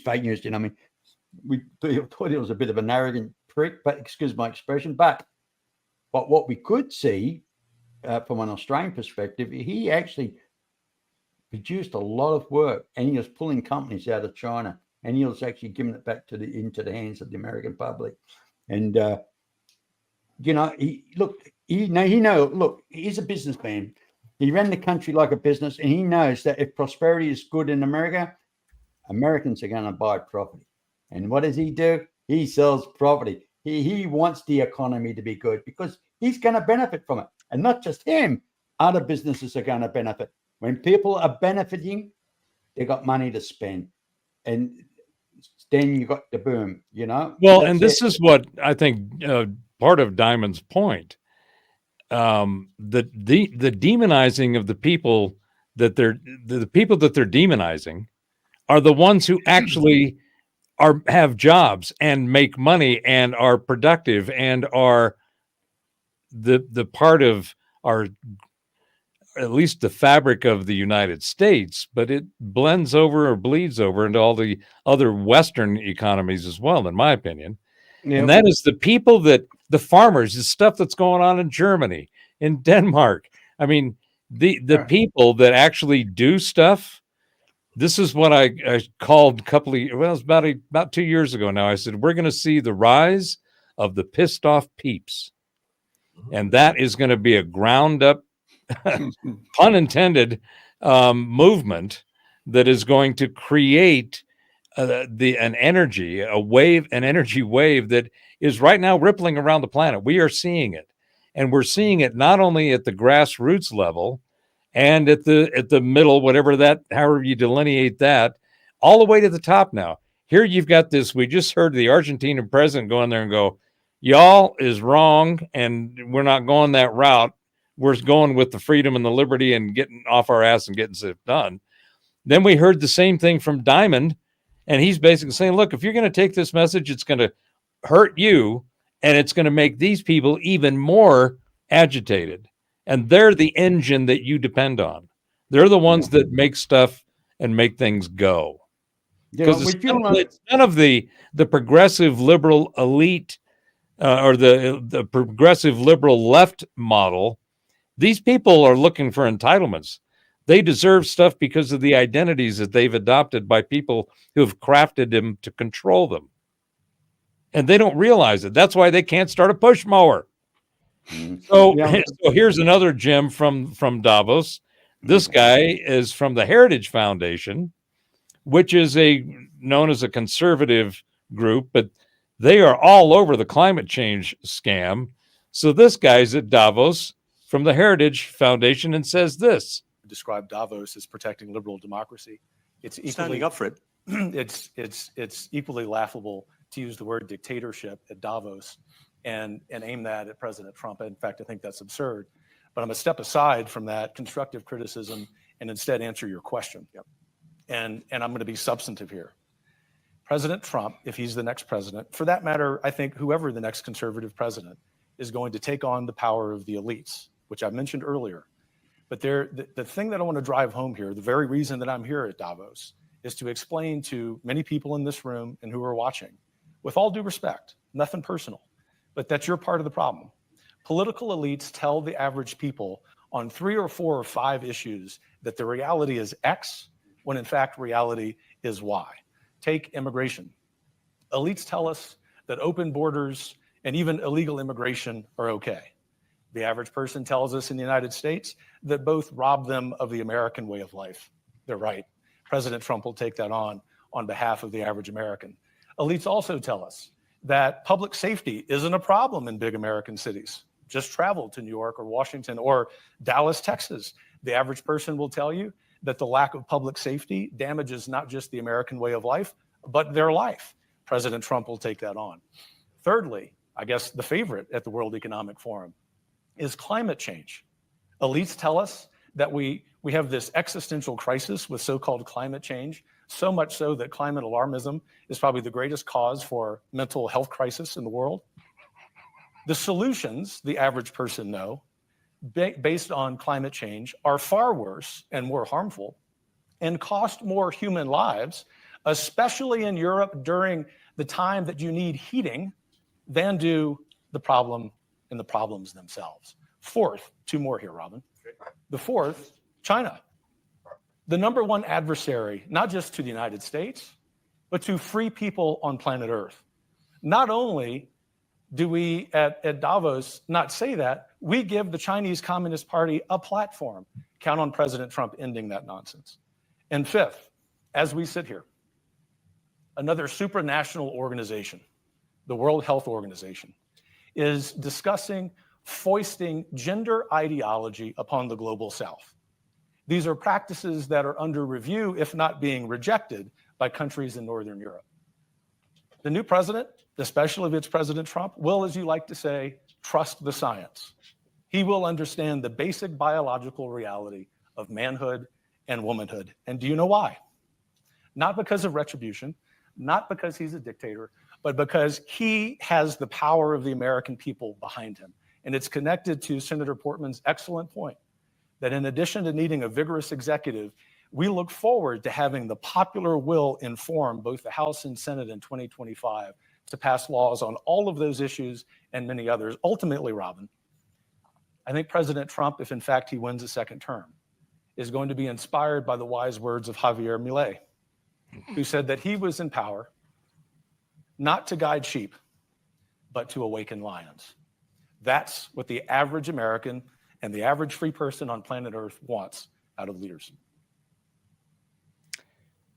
Okay, thoughts? That should scare the hell out of them. That's powerful. I love They're it. good. Mm. I mean, it's true. He did it before. He did it with not knowing who the opposition was. He was lied to and stabbed in the back by so many different entities. I'm surprised he was, he didn't bleed to death, even though they were arrows of traitorism, being a well, traitor. they had to package it in a Treason. way that they had to package it in a way that, made him look bad, because one of the key components fundamental components of all the noise that's crafted towards trashing whoever you are, because you don't agree or you're not saying the words that they want you to say, from to Trump. All of it has been designed to create a mental image that makes people not want to be there. So it doesn't matter. That's the key to persuasion, is creating a narrative that guides people's thoughts and their emotions to feel a certain way, whether it's true or not. So this guy, in fact, all of them, Milei, Jamie Dimon, and this guy from the Heritage, I don't know about you guys, but every one of them sounded very lucid, very aware, and very intelligent, and in command of what they said. It shows you where their allegiances lie, at the end of the day. And the other side, these elites and the extremist rhetoric, in this case, the Democratic side, calling anyone who would vote for Trump a deplorable or a basement dweller. that's reactionary, and they can't help but be reactionary, because the truth of all the nastiness lurking under in their closets, and with the Bush family too. So it's the Republicans as well as the Democrats. But those truths are so ugly that they have to get us to believe that 2 + 2 = 5, because the more people are locking onto the truth and the reality, and we uncover what's really going on, they can't have that. And so the closer a Trump or anyone or a Milei gets to upsetting their apple cart, the more rabid and raucous they're going to become. Well, yeah, and don't you think it's interesting, though, that all of a sudden, particularly in the last week, and I've got another piece from COP28 at the end of last year that is just brilliant, because the Saudi prince was on a Zoom call, and he was the organizer. It was happening in his country. He was a big dog, and there's old British woman telling him what he needs to say, the position that he needs to take at the conference, particularly in the direction of the impact that climate change is having on women, on the female condition. And this guy was just brilliant. I'll play it later, but here's another one. So do you follow my theme? There's some good stuff going on, and it's happened just recently. The words, in my opinion, the words that are being spoken to the crowds that they're spoken to, and all of the other crowds like us tonight, being able to see it ourselves and go, wait a minute, that was that person in their own words. You can read body language. You can, you can hear it and think of it for yourself. And this is important because it's all in the places to the people that have got everything all screwed up. So it's like they're getting a dose, a real healthy dose, in my opinion, of thoughtful, rational, reasoned thinking, articulate messages that say, you're wrong. You're wrong. Time's up. Time's up. That's what it's selling him. Right? Time's up. So here's David Rubenstein over there. He's a billionaire and TV dude, I guess. And here's what he had to say. That he's a serious political force and should not discount the fact that he could well be elected again. We are talking too much about Donald Trump in Europe, and we should prepare ourselves for a possible second term. The fundamental difference between Trump in 2016 and Trump in 2024 is that the environment is so much more dangerous. There are major wars going on. The ability of Trump to cause so much more damage through his volatility is so much higher than it was before. In Davos, Donald Trump is already the president. That's a good thing, because Davos, the Davos consensus is always wrong. I believe if the institutions this is hold George Soros' this son. election, he'll also being a candidate in 2028 and maybe even in 2032 as well. Because what's the way out for him? I mean, he either winds up in prison or he winds up in power. I think the best defense, if that's the way we want to look at it, is attack. Let's bring in the author of The Dying Citizen: How Progressive Elites, Tribalism, and Globalization. If you guys haven't heard the Victor idea Davis of Hanson, America. you're in for a treat. Yeah. Victor Davis Hanson. Victor, listening to these snots and snobs sitting over in Switzerland, what do you make of their yakking about Trump?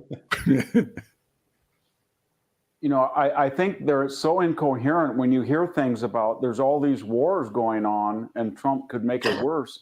They're completely clueless. I mean, when Trump was there, it's the first time in 4 administrations that Putin didn't go in across anybody's borders. We had no problem with Chinese balloons coming across the United States. Hamas didn't dare go into Israel. Hezbollah was not rocketing.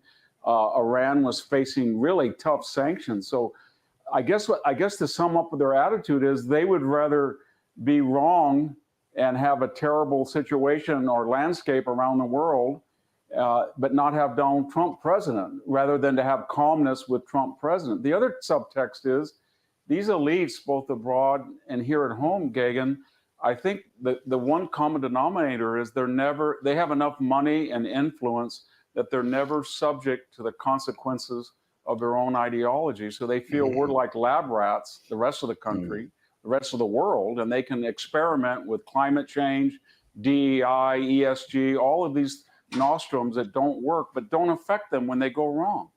It's a great point, Victor. And what I look at this, these people don't care about the American economy. They don't care about the American worker.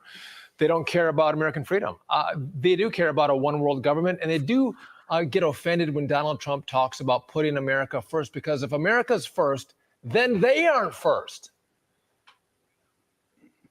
Yeah, they are. I mean, we subsidize the entire defense of Europe, and the more that we subsidize them, and the more that Donald Trump finally made them pay $100 billion more for their own defense, they got angry at him, and they wouldn't be in. They would have been lost if they hadn't had that extra increase in munitions when Putin invaded. So it's so incoherent. They hate him so much that they're willing to destroy their own political landscape or their own futures just so they can say Trump is not going to be president, or he's awful. And we see the same thing here in the United States. They prefer Biden, given all the damage he'd done, rather than to have things that worked under Trump. Well, fascism was a word that the left and the elitists like to use when describing President Trump. But in fact, the economy that Joe Biden has created with $6 trillion plus in spending in the last 3 years is economic fascism, straight from Benito Mussolini. It is a political subsidy economy. It is an industrial policy that has enriched corporate elites. It has enriched those cronies of the left, and it has impoverished those who have to work for a living. And to quote something you said, and it's a very deep and broad statement, Victor, these ideologues believe they're morally superior and smarter than anybody else, and therefore we're entitled to do things other people do not do. Yeah, they've set a premise that Donald Trump is so toxic that any means necessary are justified. Take him off the ballot, indict him 4 times with local and state and federal prosecutors, impeach him twice, Russian disinformation, laptop disinformation, you name it. And that's all justified because he's arbitrarily constructed as a threat. And we know that he's a threat because he would solve the border problem. There wouldn't be crime in the streets. We would try to have deterrence again. He would restore deterrence abroad, and we'd be energy independent at the expense of the Russians. They would really not like that if he pumped more oil and crashed the world price. So that's it. Just is so frustrating, and they're so incoherent and arrogant, and yet they're so limited and mediocre. They just say the same things. They learn nothing. They forget nothing. They're boring, they're banal, and I think they understand now that nobody's listening to them anymore. But they are dangerous. But as we talked about, Davos can't stop talking about Donald Trump, but neither can Team Biden. Listen to what Biden's 2024 co-chair said just this morning. Donald Trump is hoping that American citizens have collective amnesia, that when he was president, he basically presided over chaos and destruction. And he thinks the American citizens are going to forget that. Donald Trump always paints a mythical picture of a past that never was and tries to convince you that that's good for you. And everybody in America knows that that's not true. Victor, Donald Trump is relying on the people don't have amnesia. They remember his economy and how great things were, the upward mobility, the kind of salary increases that they had with really low inflation.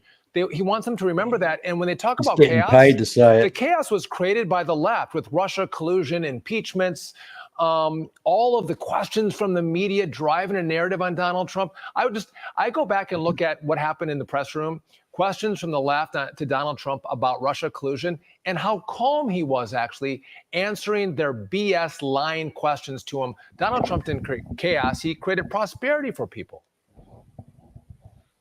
He did. We don't have a porous border. We don't have a border. They destroyed it. They know they did. I think part of the problem and the anger is they project onto Donald Trump. The way they think, they're thinking right now, if we had done to Donald, we know what we did to Donald Trump. If they had done that to us and we were going to gain power again, we would go back and take revenge and retribution and weaponize the FBI, the DOJ like we did before. And that's what Donald Trump must do because he must think like us. So but he doesn't. For all his tough and sometimes crude rhetoric, he's not a revengeful president. He never weaponized these agencies. He never tried to have FBI people work with Twitter to suppress the news that he felt was unfavorable. But they think we're going to be, Donald Trump thinks just like we do. And we know what we would do if we got power again. We would go full bore and try to weaponize the government. And therefore, he must be doing that too. And he's not. And that's what's so frustrating to them. This lawfare, speaking of that, is not going so well. In your latest column, Victor, it focuses on the concept that the left has yet to understand. Quote, prosecutors are discovering that the more they seek to rush to judgment before the election and gag Trump from speaking publicly about these proceedings, the more he rises in the polls. But in the column, you pick apart these cases, and this lawfare, it's falling apart. Yeah, I think it is. Everybody said that Fannie Willis's case was the jewel in the crown. It was the strongest, and it's going to implode given her behavior and unethical and probably illegal conduct. And when we look at Jack Smith's, he's trying to hasten the case to time it with the election, gag orders. I don't think that's going to work. And people say, you know, I think everybody understands that Bragg and Letitia James are just vindictive. They've never, I mean, there's nothing to them. And they don't realize that every time one of these stumbles or fails, they don't go back to square one. They're force multipliers of each other, and they turn off the people. So when you take him off the ballot, or you have these 4 indictments, and after you've impeached him, and after the laptop, and after collusion, and people just say, you know what? This is incremental. These people are pathological. They won't stop. And they think that, well, we just threw a bunch of stuff out there and see what stuck. We'll keep doing it, and finally something will stick. It doesn't work that way. They're destroying their reputations, their credibility, and that's why Donald Trump is ahead of Joe Biden in the polls, even though he has 100% negative press coverage in the mainstream media, and he controls none of our institutions, not academia, not entertainment, not the corporate boardroom. They own all of that, and yet he's still ahead in the polls. Which is why the left is losing their mind. Victor Davis Hanson, you are a national treasure. Thank you for joining us on The Bottom Line on this Friday night. We are great. All right, gentlemen, thoughts? I love it. I mean, I've always enjoyed listening to him or read his articles whenever he publishes them. And I like the way he thinks. So, Gerald, what do you think? Oh, I'm right in there with him. I mean, what better way, like you were talking about the first clips, you know, go in there and have a fire sale and do this thing like Elon Musk and Trump does, go in there and just redesign and remodel everything. I mean, that's what we do to infrastructure. When something's broke, we go in there and rebuild it. Well, that's what they're doing, but in a different way than the old school. That's basically one of the creeds of being a prepper. I mean, one of the things. Yeah, one of the things he promised to do was to move the headquarters of agriculture to the center where agriculture is. I mean, you're no longer going to have your executive suite reserved at the local Marriott there in D.C. So when you saunter into town, no, you're going to be in Beulah, North Dakota.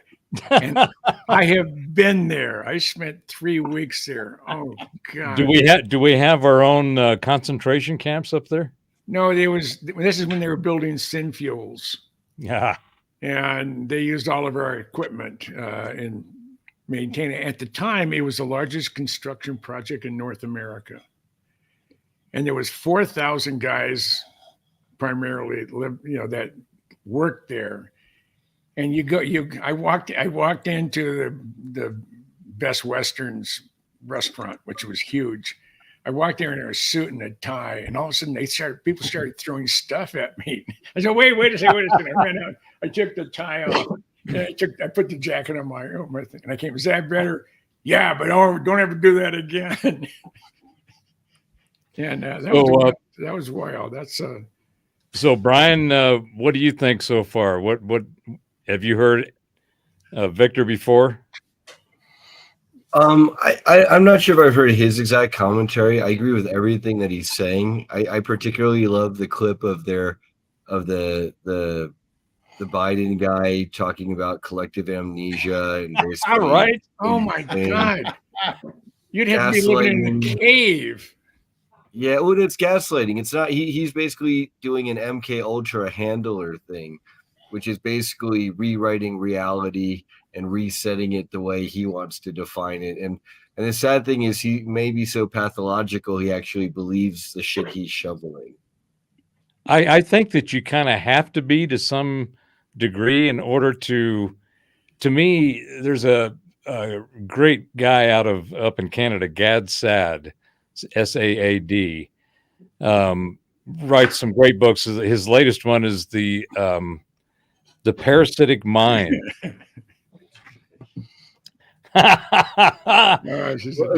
Speaking of, I myself am about to sign off, but I wanted to say hi Heidi and bye Heidi, and thanks for having me on, everybody.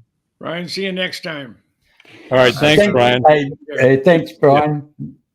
Yep, thanks for having me on, Terrence. Anytime, mate. You know that. All right, Mr. B. Okay, catch you later, buddy. You know what the funny thing about all this is that the other side that's keeps investigating and bringing up all these charges and everything, because they're doing stuff based on what they do, not what Trump does. Because he's the thing is, there probably isn't a politician on the planet that has been investigated more, and all the money they spend trying to dig up dirt, they've come up with zero. Butkus. Yeah, that just tickles the shit out of me. It really does. The thing is, what I like to see within, I mean, more so in American politics, but also on a global sense, when a global economy crashes, everything should be frozen. When I say frozen, I'm talking about mortgages. Call it extended. In other words, if the recession goes for something like 2-3 years, your mortgage gets suspended for 3 to 4 years. People like Citibanks and all these other institutions should not have the right to say, hey, you've been paying 18 years worth of mortgage here. Now out of the 18 years of mortgage, we need that money now that's owing on the rest of the house because of our economic situation. They can foreclose you, say, pay up. And that's wrong, because what actually happens, these people that's either been in the house for either 18 or 20 or 23 years, they turn around and they say expect them to pay off the balance of that house, right? Now that we're talking about working class people, bills to pay, and these people can't. So they say their mortgage gets foreclosed. That house gets repossessed. Now, while that house is repossessed, right? Now the interest rate starts accumulating to the point where these people are now either renting or they're living on the street, can't afford to pay off the balance of the house or catch up with the interest anymore. The bank takes it back. And then once the economy starts off again, the bank has the right to resell that property. And the cycle starts all over again, and over again. And this is where the problem is, because the amount of people, good, hard-working people that actually lost their jobs because of a crashed economy, all of a sudden, no fault of their own. I think it's just basically bad management, political management, and bad banking. The elites are basically deliberate. Hey, the banks don't lose money. These elites don't lose money.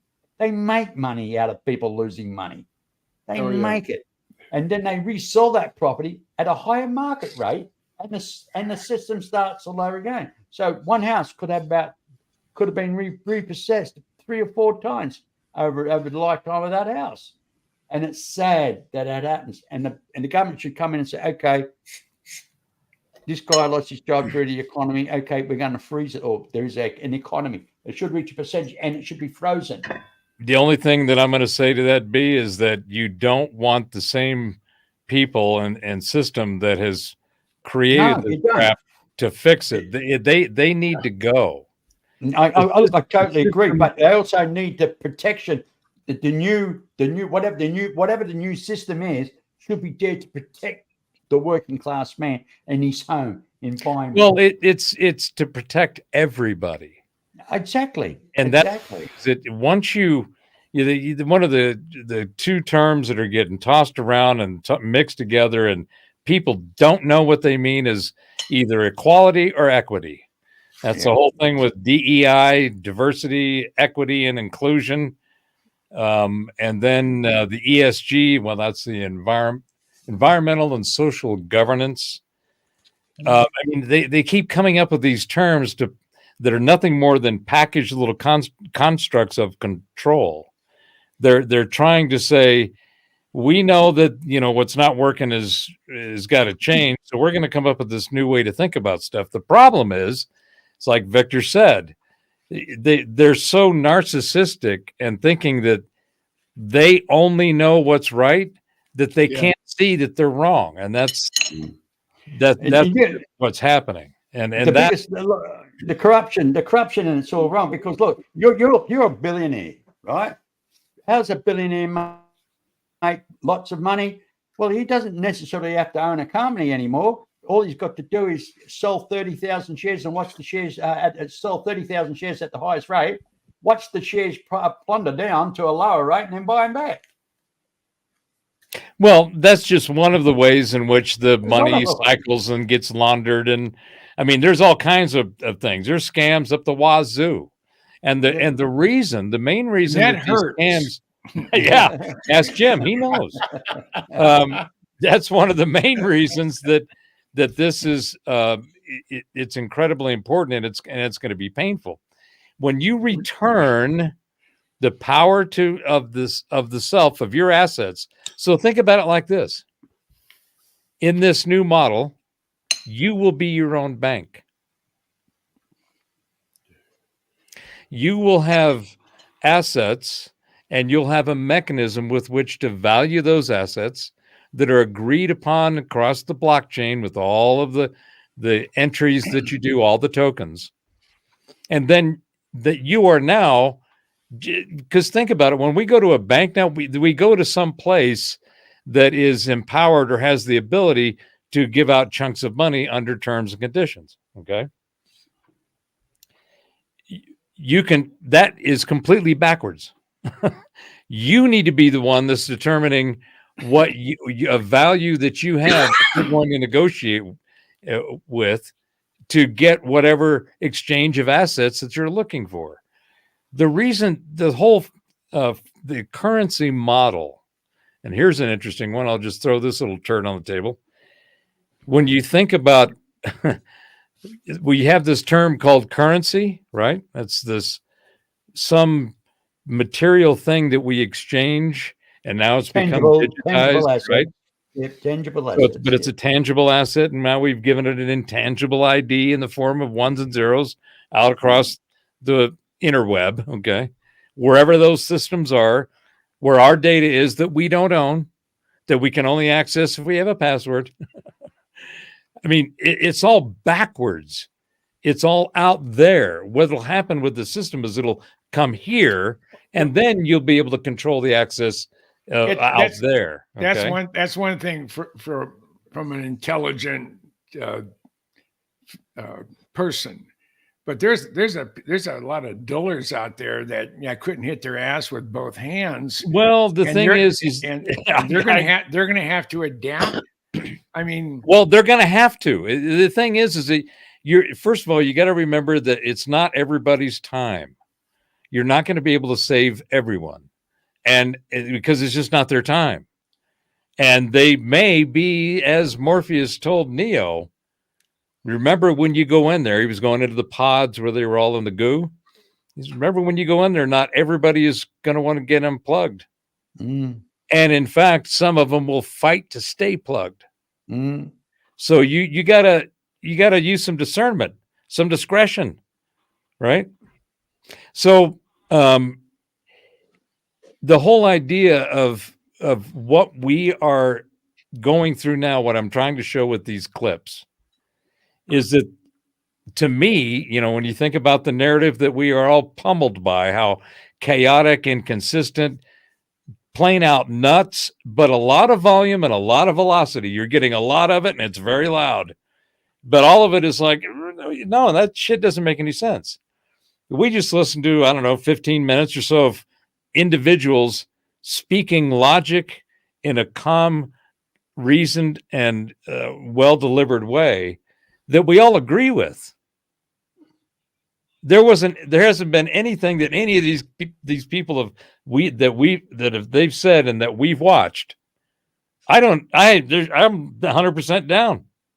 Yeah. Everything has been exactly the way I would say it if I was talking about that set of circumstances and I had the knowledge and information to do so. So this is happening now. In fact, I got two other quick ones here. Let's see. Here's this one. Here's the Poot.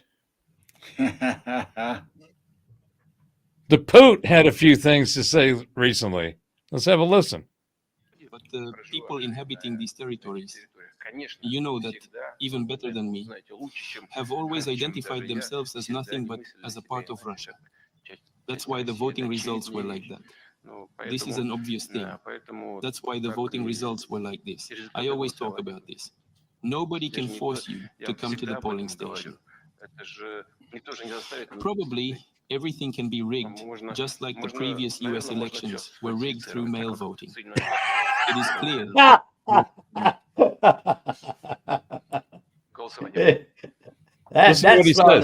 That's throwing a turd on the table, isn't it? Ballots for $10. Yeah, listen to what he said right there.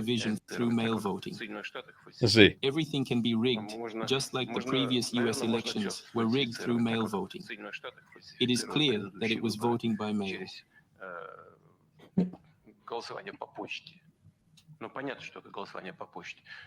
They bought ballots for $10, filled them in, and without any supervision from observers, they threw them into mailboxes, and that's it. But it's impossible to force someone to come. You can't force anyone at gunpoint.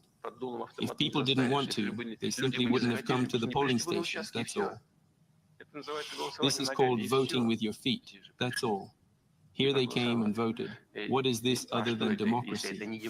The expression of the people's will is democracy. So, what did you think of that? I thought he was a white hat from day one. Well, actually, you guys have lost your democracy, man. That's what I see. Well, that's what I'm getting from it. Well, we haven't lost it. People have been trying to take it, but what I'm seeing here, and this is the kind of vibe I'm seeing just about everywhere. So this is just my opinion of the observation that I'm seeing. But there's a whole bunch of people that are saying shit that 2 or 3 years ago you would have been banned, blocked, kicked off, censored, suppressed, pissed on. I mean, and then exposed. And trashed, and fact check is the word. Holy shit! And what's interesting is that all the people and stuff that they tried to shut down back then have all of a sudden sprung up on all these other places, and they are getting massive attention. Carlson, Russell Brand, Rogan, of course, Ben Shapiro, Jordan Peterson. All of these people are getting way more attention than they ever got before they were banned.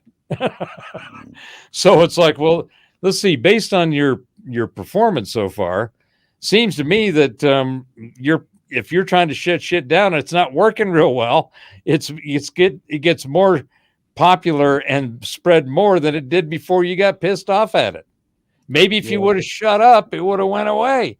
Yeah. Now the Biden camp will turn around and say, "See, he's got friends in the Kremlin as Trump," and they will turn that. See, they'll be turning that back on Trump. Yeah. Well, anyway, so I'm liking the thread. We got a lot of diversity here. We got the Argentina president. We've got you got Jamie Dimon.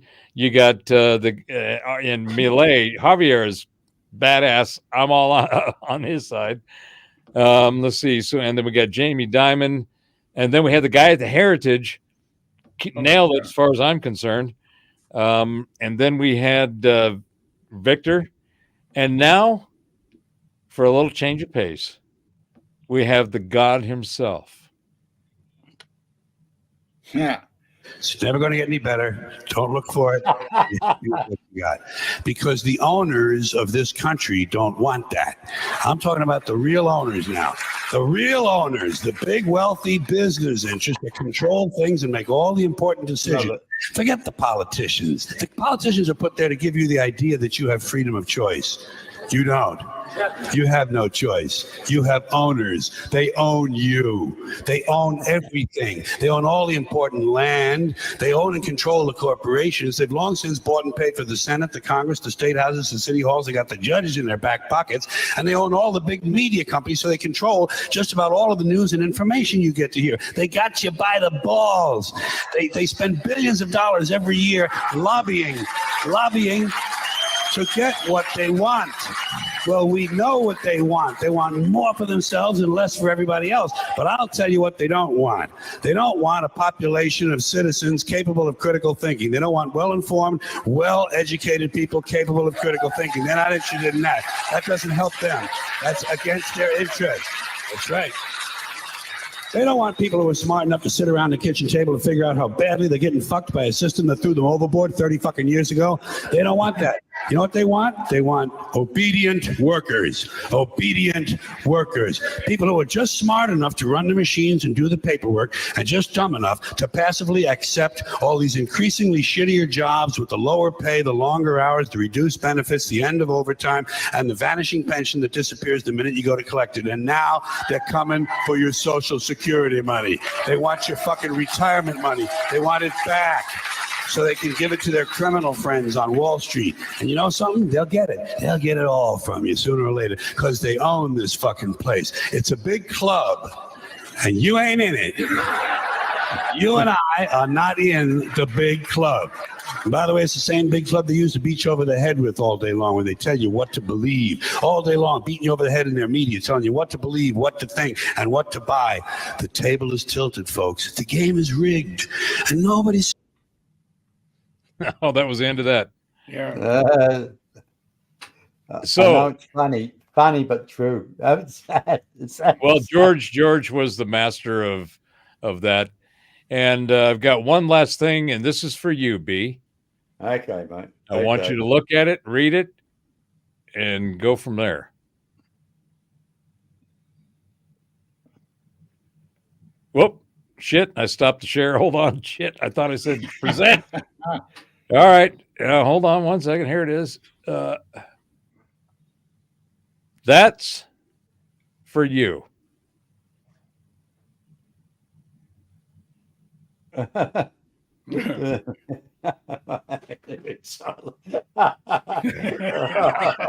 mate. That's cute.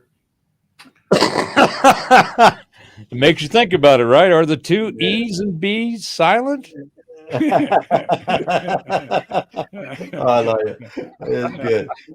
I like it. Oh, funny. Yeah. Well, I think it's coming to that time of the day, guys. Yeah. You know, Well, it's been what, 2 hours and 40 minutes. Yeah, it certainly has. And I had nothing planned for today. Literally nothing. I had this little message from this dude last night saying, "What's on tomorrow?" You know, and I said, "Got nothing planned." And I said, "What is just in?" This individual, I won't say which Robert it is, but we know. I know lots of Roberts. I enjoy my Saturday evening chat group. I mean, I really do. Yeah, I do too. I really do. I don't know if it's like everybody. Because of who I am and what is important to me, there's very few people I hang with. And I've been here in Tucson area. I know a lot of people, but there isn't anybody here that, hey, you want to come over? Or he calls up, hey, why don't you come over here or whatever? And I don't have that, but I have it in you guys. You went in the other fucking end of the world. Well, there we've got to do a show every weekend now, Rob. Yeah, right? and it's definitely a show every weekend just to keep Yeah. Well, there's a lot going on, and I'm trying to I'm working on. I got too much shit I'm working on, which is great. Kind of sleep's getting in the way, but it's all fun because it's like that. The video that I showed. I got more of those that I'm doing for my tech stuff, but I'm also launching the Nexus, and I'm getting an interesting lineup of guests queued up. I've got an astrologer, a scientist, a physicist, an educator, and a guy from the Woo. So you can invite me on once in a while as your what they call comic relief. A little sidekick thing, yeah. You can be my Ed McMahon. Comic relief, yeah. Oh, yeah. No. Anyway, listen, guys. Gerald, thank you for joining us, mate. Hey, it's always good to have you around, mate. Thank you. Gerald and I haven't been communicating a lot lately.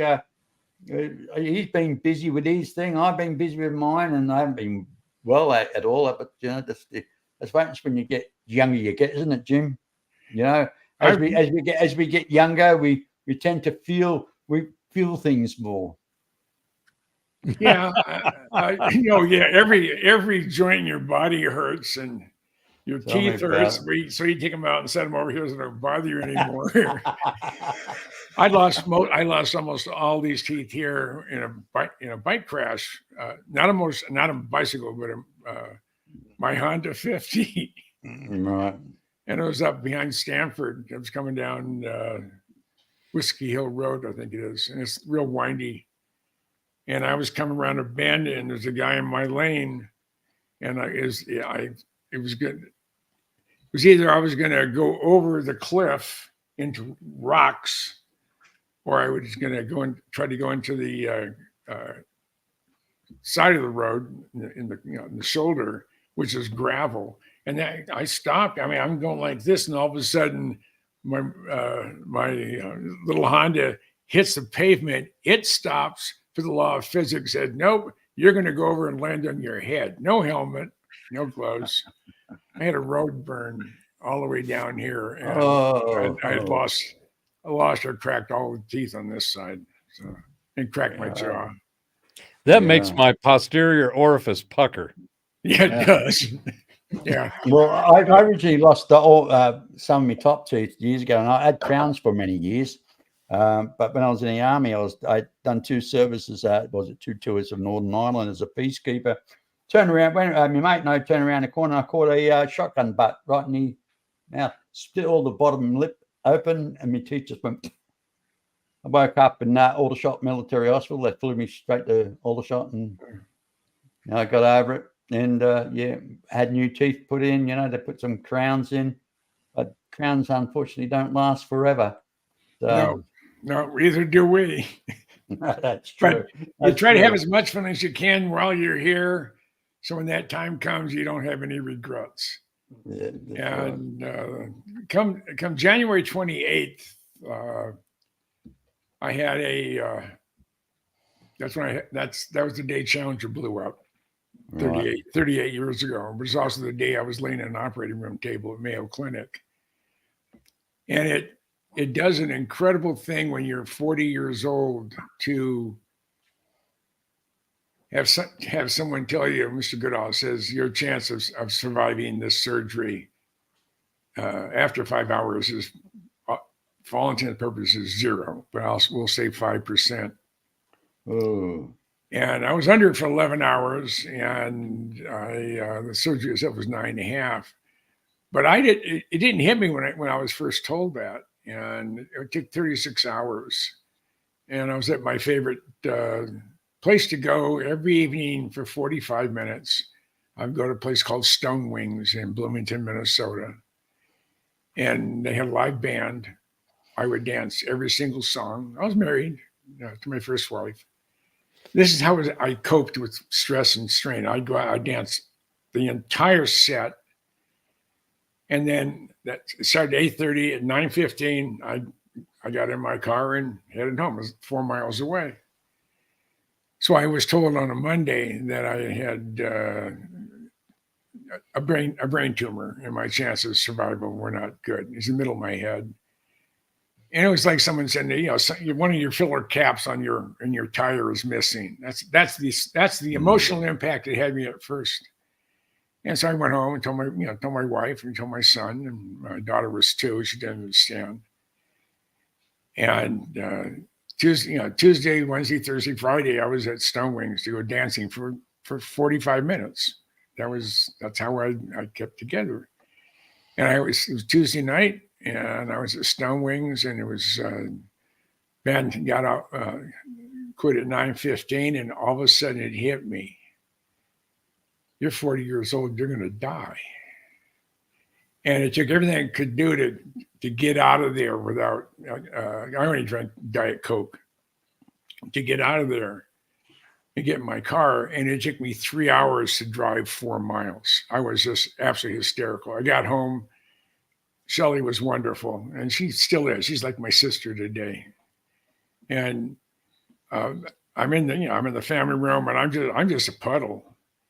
And at 3 o'clock, almost as the second hand came straight up, it was like someone had changed channels, and I had a peace come over me. And you know what?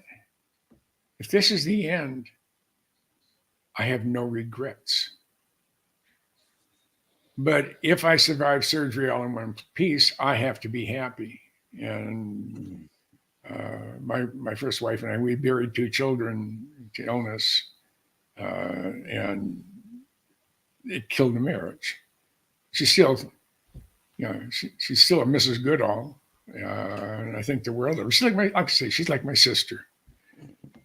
I go out to go to Minnesota. I'll stay at her place. I stay in the guest room. If Rosemary and I go out there, we'll stay at Shelley's. So I'm there with my current wife, current Mrs. Goodall, and this is the ex Mrs. Goodall, and they're really good friends. And so I have a I bet you they swap some good stories, eh? Yeah, I have a delightful relationship with both Rosemary and my ex, and my relationship with Rosemary's ex, Bill Cox. I'm part of the Cox family. Oh, okay. So that's anyway, Jim, it's yeah, always well, a pleasure. I do. A pleasure having you, Jim. I'm a happy guy. You look happy. You actually look like you're under the influence of happiness. Yeah. Oh. And green. And it's green. Oh, khaki. It's khaki in color too. Yeah. Yeah. So, well, I appreciate the indulgence, gentlemen, on sharing those clips. I thought that they were interesting, compelling in a lot of ways, and relevant, because these are all within the last week.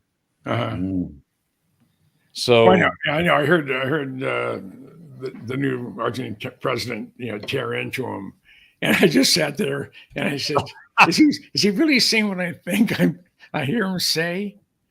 He's just obliterated. I mean, one of the thoughts is, first of all, you got to know that the whoever organized this had at least should have had a good idea what this guy was probably going to say, at least the tone, because his reputation, that's how he got elected a few months ago. Yeah. So they had to have some kind of sense. Well, if we invite him up, he's probably going to be maybe like this. They didn't see that coming. That was raw, real, authentic, and to the point. And it needed to be said. In fact, I would say that everything that we listened to was stuff that needed to be said. I thought the guy at the Heritage was he was very good. I mean, he laid it out and just said, here's my 5 points. This is what they are. At the end of each one of them was, Trump will fix this. Yeah. Next, Trump will fix that. And then Victor Davis Hanson. I mean, everybody is nailing. They're pointing at the people that are screwing stuff up, and they're calling them out for it. And that that's what needs to happen. There's not enough of people getting called out for the shit that actually needs to be called out for. The stuff that's being called out is stuff that is made up by the people that are doing the calling. Mm-hmm. It's like that old Southern, I think it was Granny, them that doing the accusing are the ones doing the doing. And from an Australian perspective, all we see is there's conflict in certain states of America with crime and corruption, you know, and there's a lot of conflict in the world and everything else. That didn't happen when Trump was in power. No, we At had least a peaceful world. At least he had the balls to step across the border into North Korea. Can you imagine Sloppy Joe tripping over that little rail there? He would trip. He would Face trip. plant right into the rocks. You do realise I'll probably get barred off bloody Facebook this week. You know, they'll probably shut my show down. Yeah, well, you know, that's still a mystery of why they. Well, yeah, I didn't stream to They Facebook. Yeah, that's still a mystery. I mean, because it stayed up on my YouTube channel. Well, for some reason, you know, Messenger, which is part of Facebook, let me send out links from StreamYard to Messenger. Because of violation of community standards. Well, you're Australian. I mean, come on. We have standards up here. We have standards up here, and Aussies, you know, you guys, you have a score, and there is a threshold that you're just way too close to. So, you know, we can't let your content up here. Right now, we got, what's that? Mike and Jolie is that one couple does great videos. Oh yeah, But we're real. We're real, mate. And there's a few like that, but most of them are, you know, these women that are scantily clad and they're doing some kind of dance or some kind of weird soundtrack, and you know, it just loops, and you sit there and go, oh, wait a minute, what's going on down there in Australia? I think I need to go have a visit. Yeah, but it's all right. Facebook doesn't mind all these skimpy women coming on with their camel toes, shaking their booty. That's okay. Now Can they fucking cook? You're damn right, it's okay, and I support it. Hey, here's the latest one, right? Here's the latest one, mate. I have no problem about women in public breastfeeding their child, right? But now they're deliberately doing it in Facebook, where they're literally pulling out their boobs, nipples and all, then put the tit in the baby's mouth. Oh, but that's feeding a baby. Hold it. There's a different feeding a baby when it's got to be fed, right? In a restaurant, if you're out with a baby, with your husband, family, and you've got to feed your child, fine. You can wear a special outfit over the cover over, right? But to actually do it on Facebook, and they're getting away with it. Well, the real question for me is, it's wrong. It's wrong. Is why do you have to take your phone out and record it while you're doing it? Yeah. Don't you have enough going on without having to make sure you got your phone up and you're logged in and the camera's on and the sound's on and it's positioned just right? I mean, I don't know. It seems to be a lot of extra effort unless the rush that I get from it is worth the effort. Because that's what people are doing. That's why they're posting all this incredible shit. They get more rush from seeing themselves online. Yeah, I mean, I can remember I can remember the first time I was on television. I was on Channel 5 there in LA, and I was on the Dating Game. I was on it 3 different times. Were you the questioner, or were you sitting in? Oh no! There was 3 of us. There was. You were one of the options. Which bachelor were you? This is interesting. I was number 2.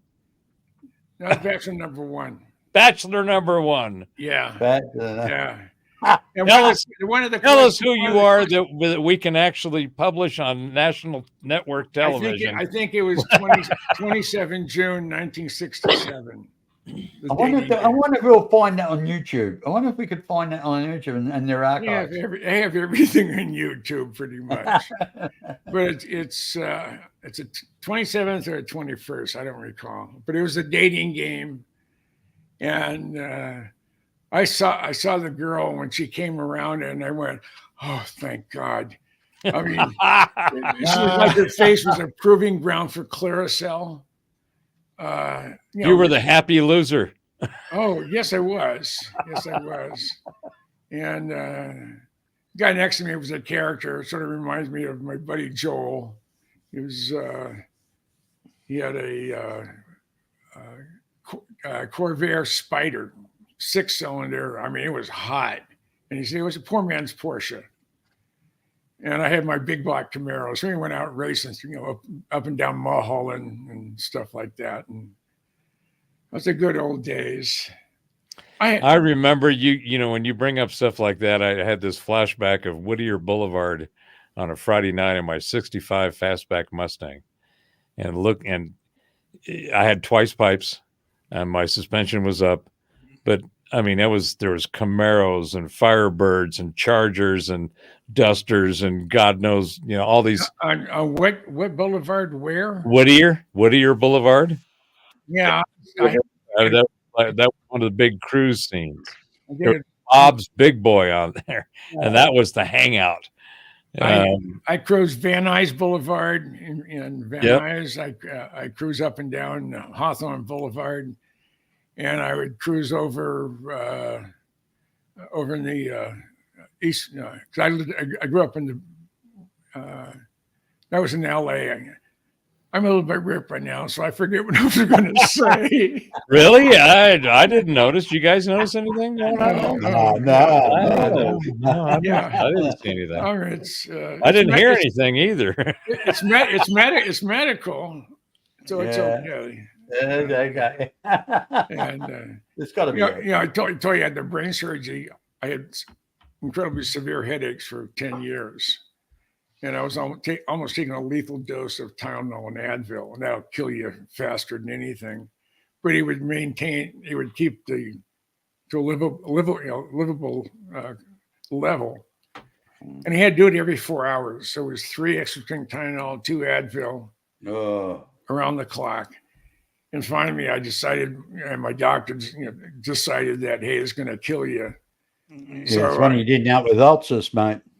And I'd go in every 6 months to have my kidneys and liver checked. And it turns out half of it, I was emotionally addicted to the medication. It does work, but you're not going to die without taking it. And the other part of the equation, and probably more on the 60% cause of the headaches, she's 4'10", green eyes, brunette, 100% Greek, and a carbon base form in the female form with full of estrogen. Yes. And we go shopping with her when she was going to go buy clothes, and we couldn't get out. And this is back in the 60s and 70s. We couldn't get out of Saks Fifth Avenue without spending $2,500 on a few things. I mean, she loved to spend money. Oh, she was gorgeous, but evil. She was the Antichrist. I know. She had possession of my soul until I was ever able to break loose. And then of course I ended up with a fraud after that. So I'm not batting very well. Well, the spice of life is the experience you have. And sometimes the spices are great and you got a great marinade going on, a nice piece of meat, and it's delicious, it's juicy, it's like all you want. And then other times, you don't have that, and in varying degrees of each part, and you kind of go, well, it's okay, it's what I got right now. But you find out it had worms, so it's okay. And then later on you find out, well, that one came with some extra stuff that you weren't counting on. Yeah. But at the end of the day, the things that I think are really interesting and important is the fact that the shitstorm that we've all been wading through for the last few years, there is some I don't know if we call it reinforcements, it's more like support. There's all these additional sunshine on the horizon. How's that? Yes, there are. You can see the sun popping over the horizon, and there's friendly looking things on the horizon, and you're looking at it going, "Wait a minute, here was one. Oh, that was kind of cool. Well, shit, I thought I was all by myself thinking this stuff." And here you've got all these people talking about it around the world in the high profile range, where you're going, "Oh shit, I'm not the only one that thinks like that. There are other people, and these people are up there doing some of this work." This is interesting, because usually you don't hear intelligence coming out of those that you're hearing intelligence from now. It's like, wait a minute, I think some light bulbs went off. Somebody is pulling a chain somewhere, and the light's coming on, and there's like, well, looking around here, I thought this room was different, but there's a bunch of stuff in here I'm going to get rid of. Robert, thank you very much for a wonderful presentation tonight or today. You're welcome. It was my pleasure. Thank you for your indulgence. And I enjoy it as always. And thank you, James. Look, we'll see you next week. And if you need us, either of us, anywhere in between, just give us a message. We'll be there for you, mate. Yeah. And Gerald, thank you very much, Mr. Midwest Night Watchers. And I get it right in the first sentence, mate. I don't know why at least my grey matter's working a bit better today, which is strange because I don't get sleep these days. I really don't sleep. My daughter. No, I think it's just that Southern Aussie you speak. You know, it's got a slang to it that, you know, up here on the where everything is upright. I mean, we hear you talk and we go, I think he's talking upside down. Does that sound upside down to you? Well, he has a mouthful of shit, you know. I'm going to tell you guys something. I'm going to tell you something. My wife, my gorgeous wife, is a Filipino lady, right? And she's a prim and proper Christian woman. Right? God, yeah. But she's sweet, very bossy, but sweet. But I tell you something, guys. She said, why?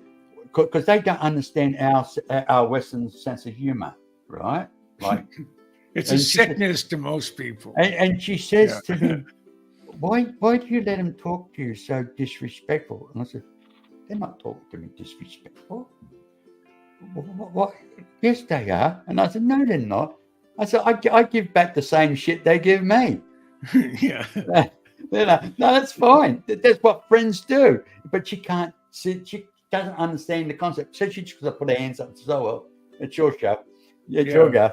You know. Well, you bring that up. There's an actual study about, and I think it's just out in the last week as well, about the difference between how men treat each other with men and how women treat each other with women.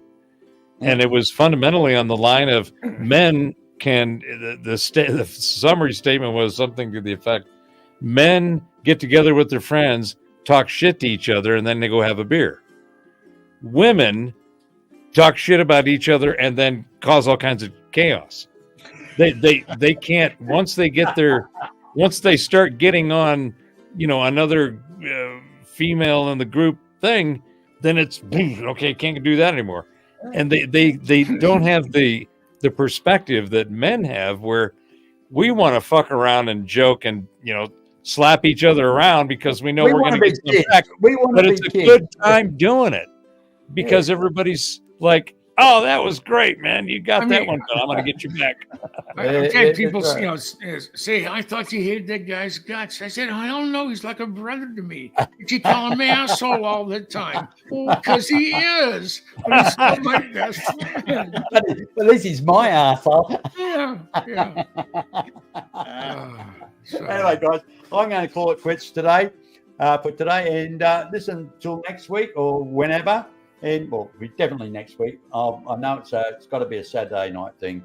I know that.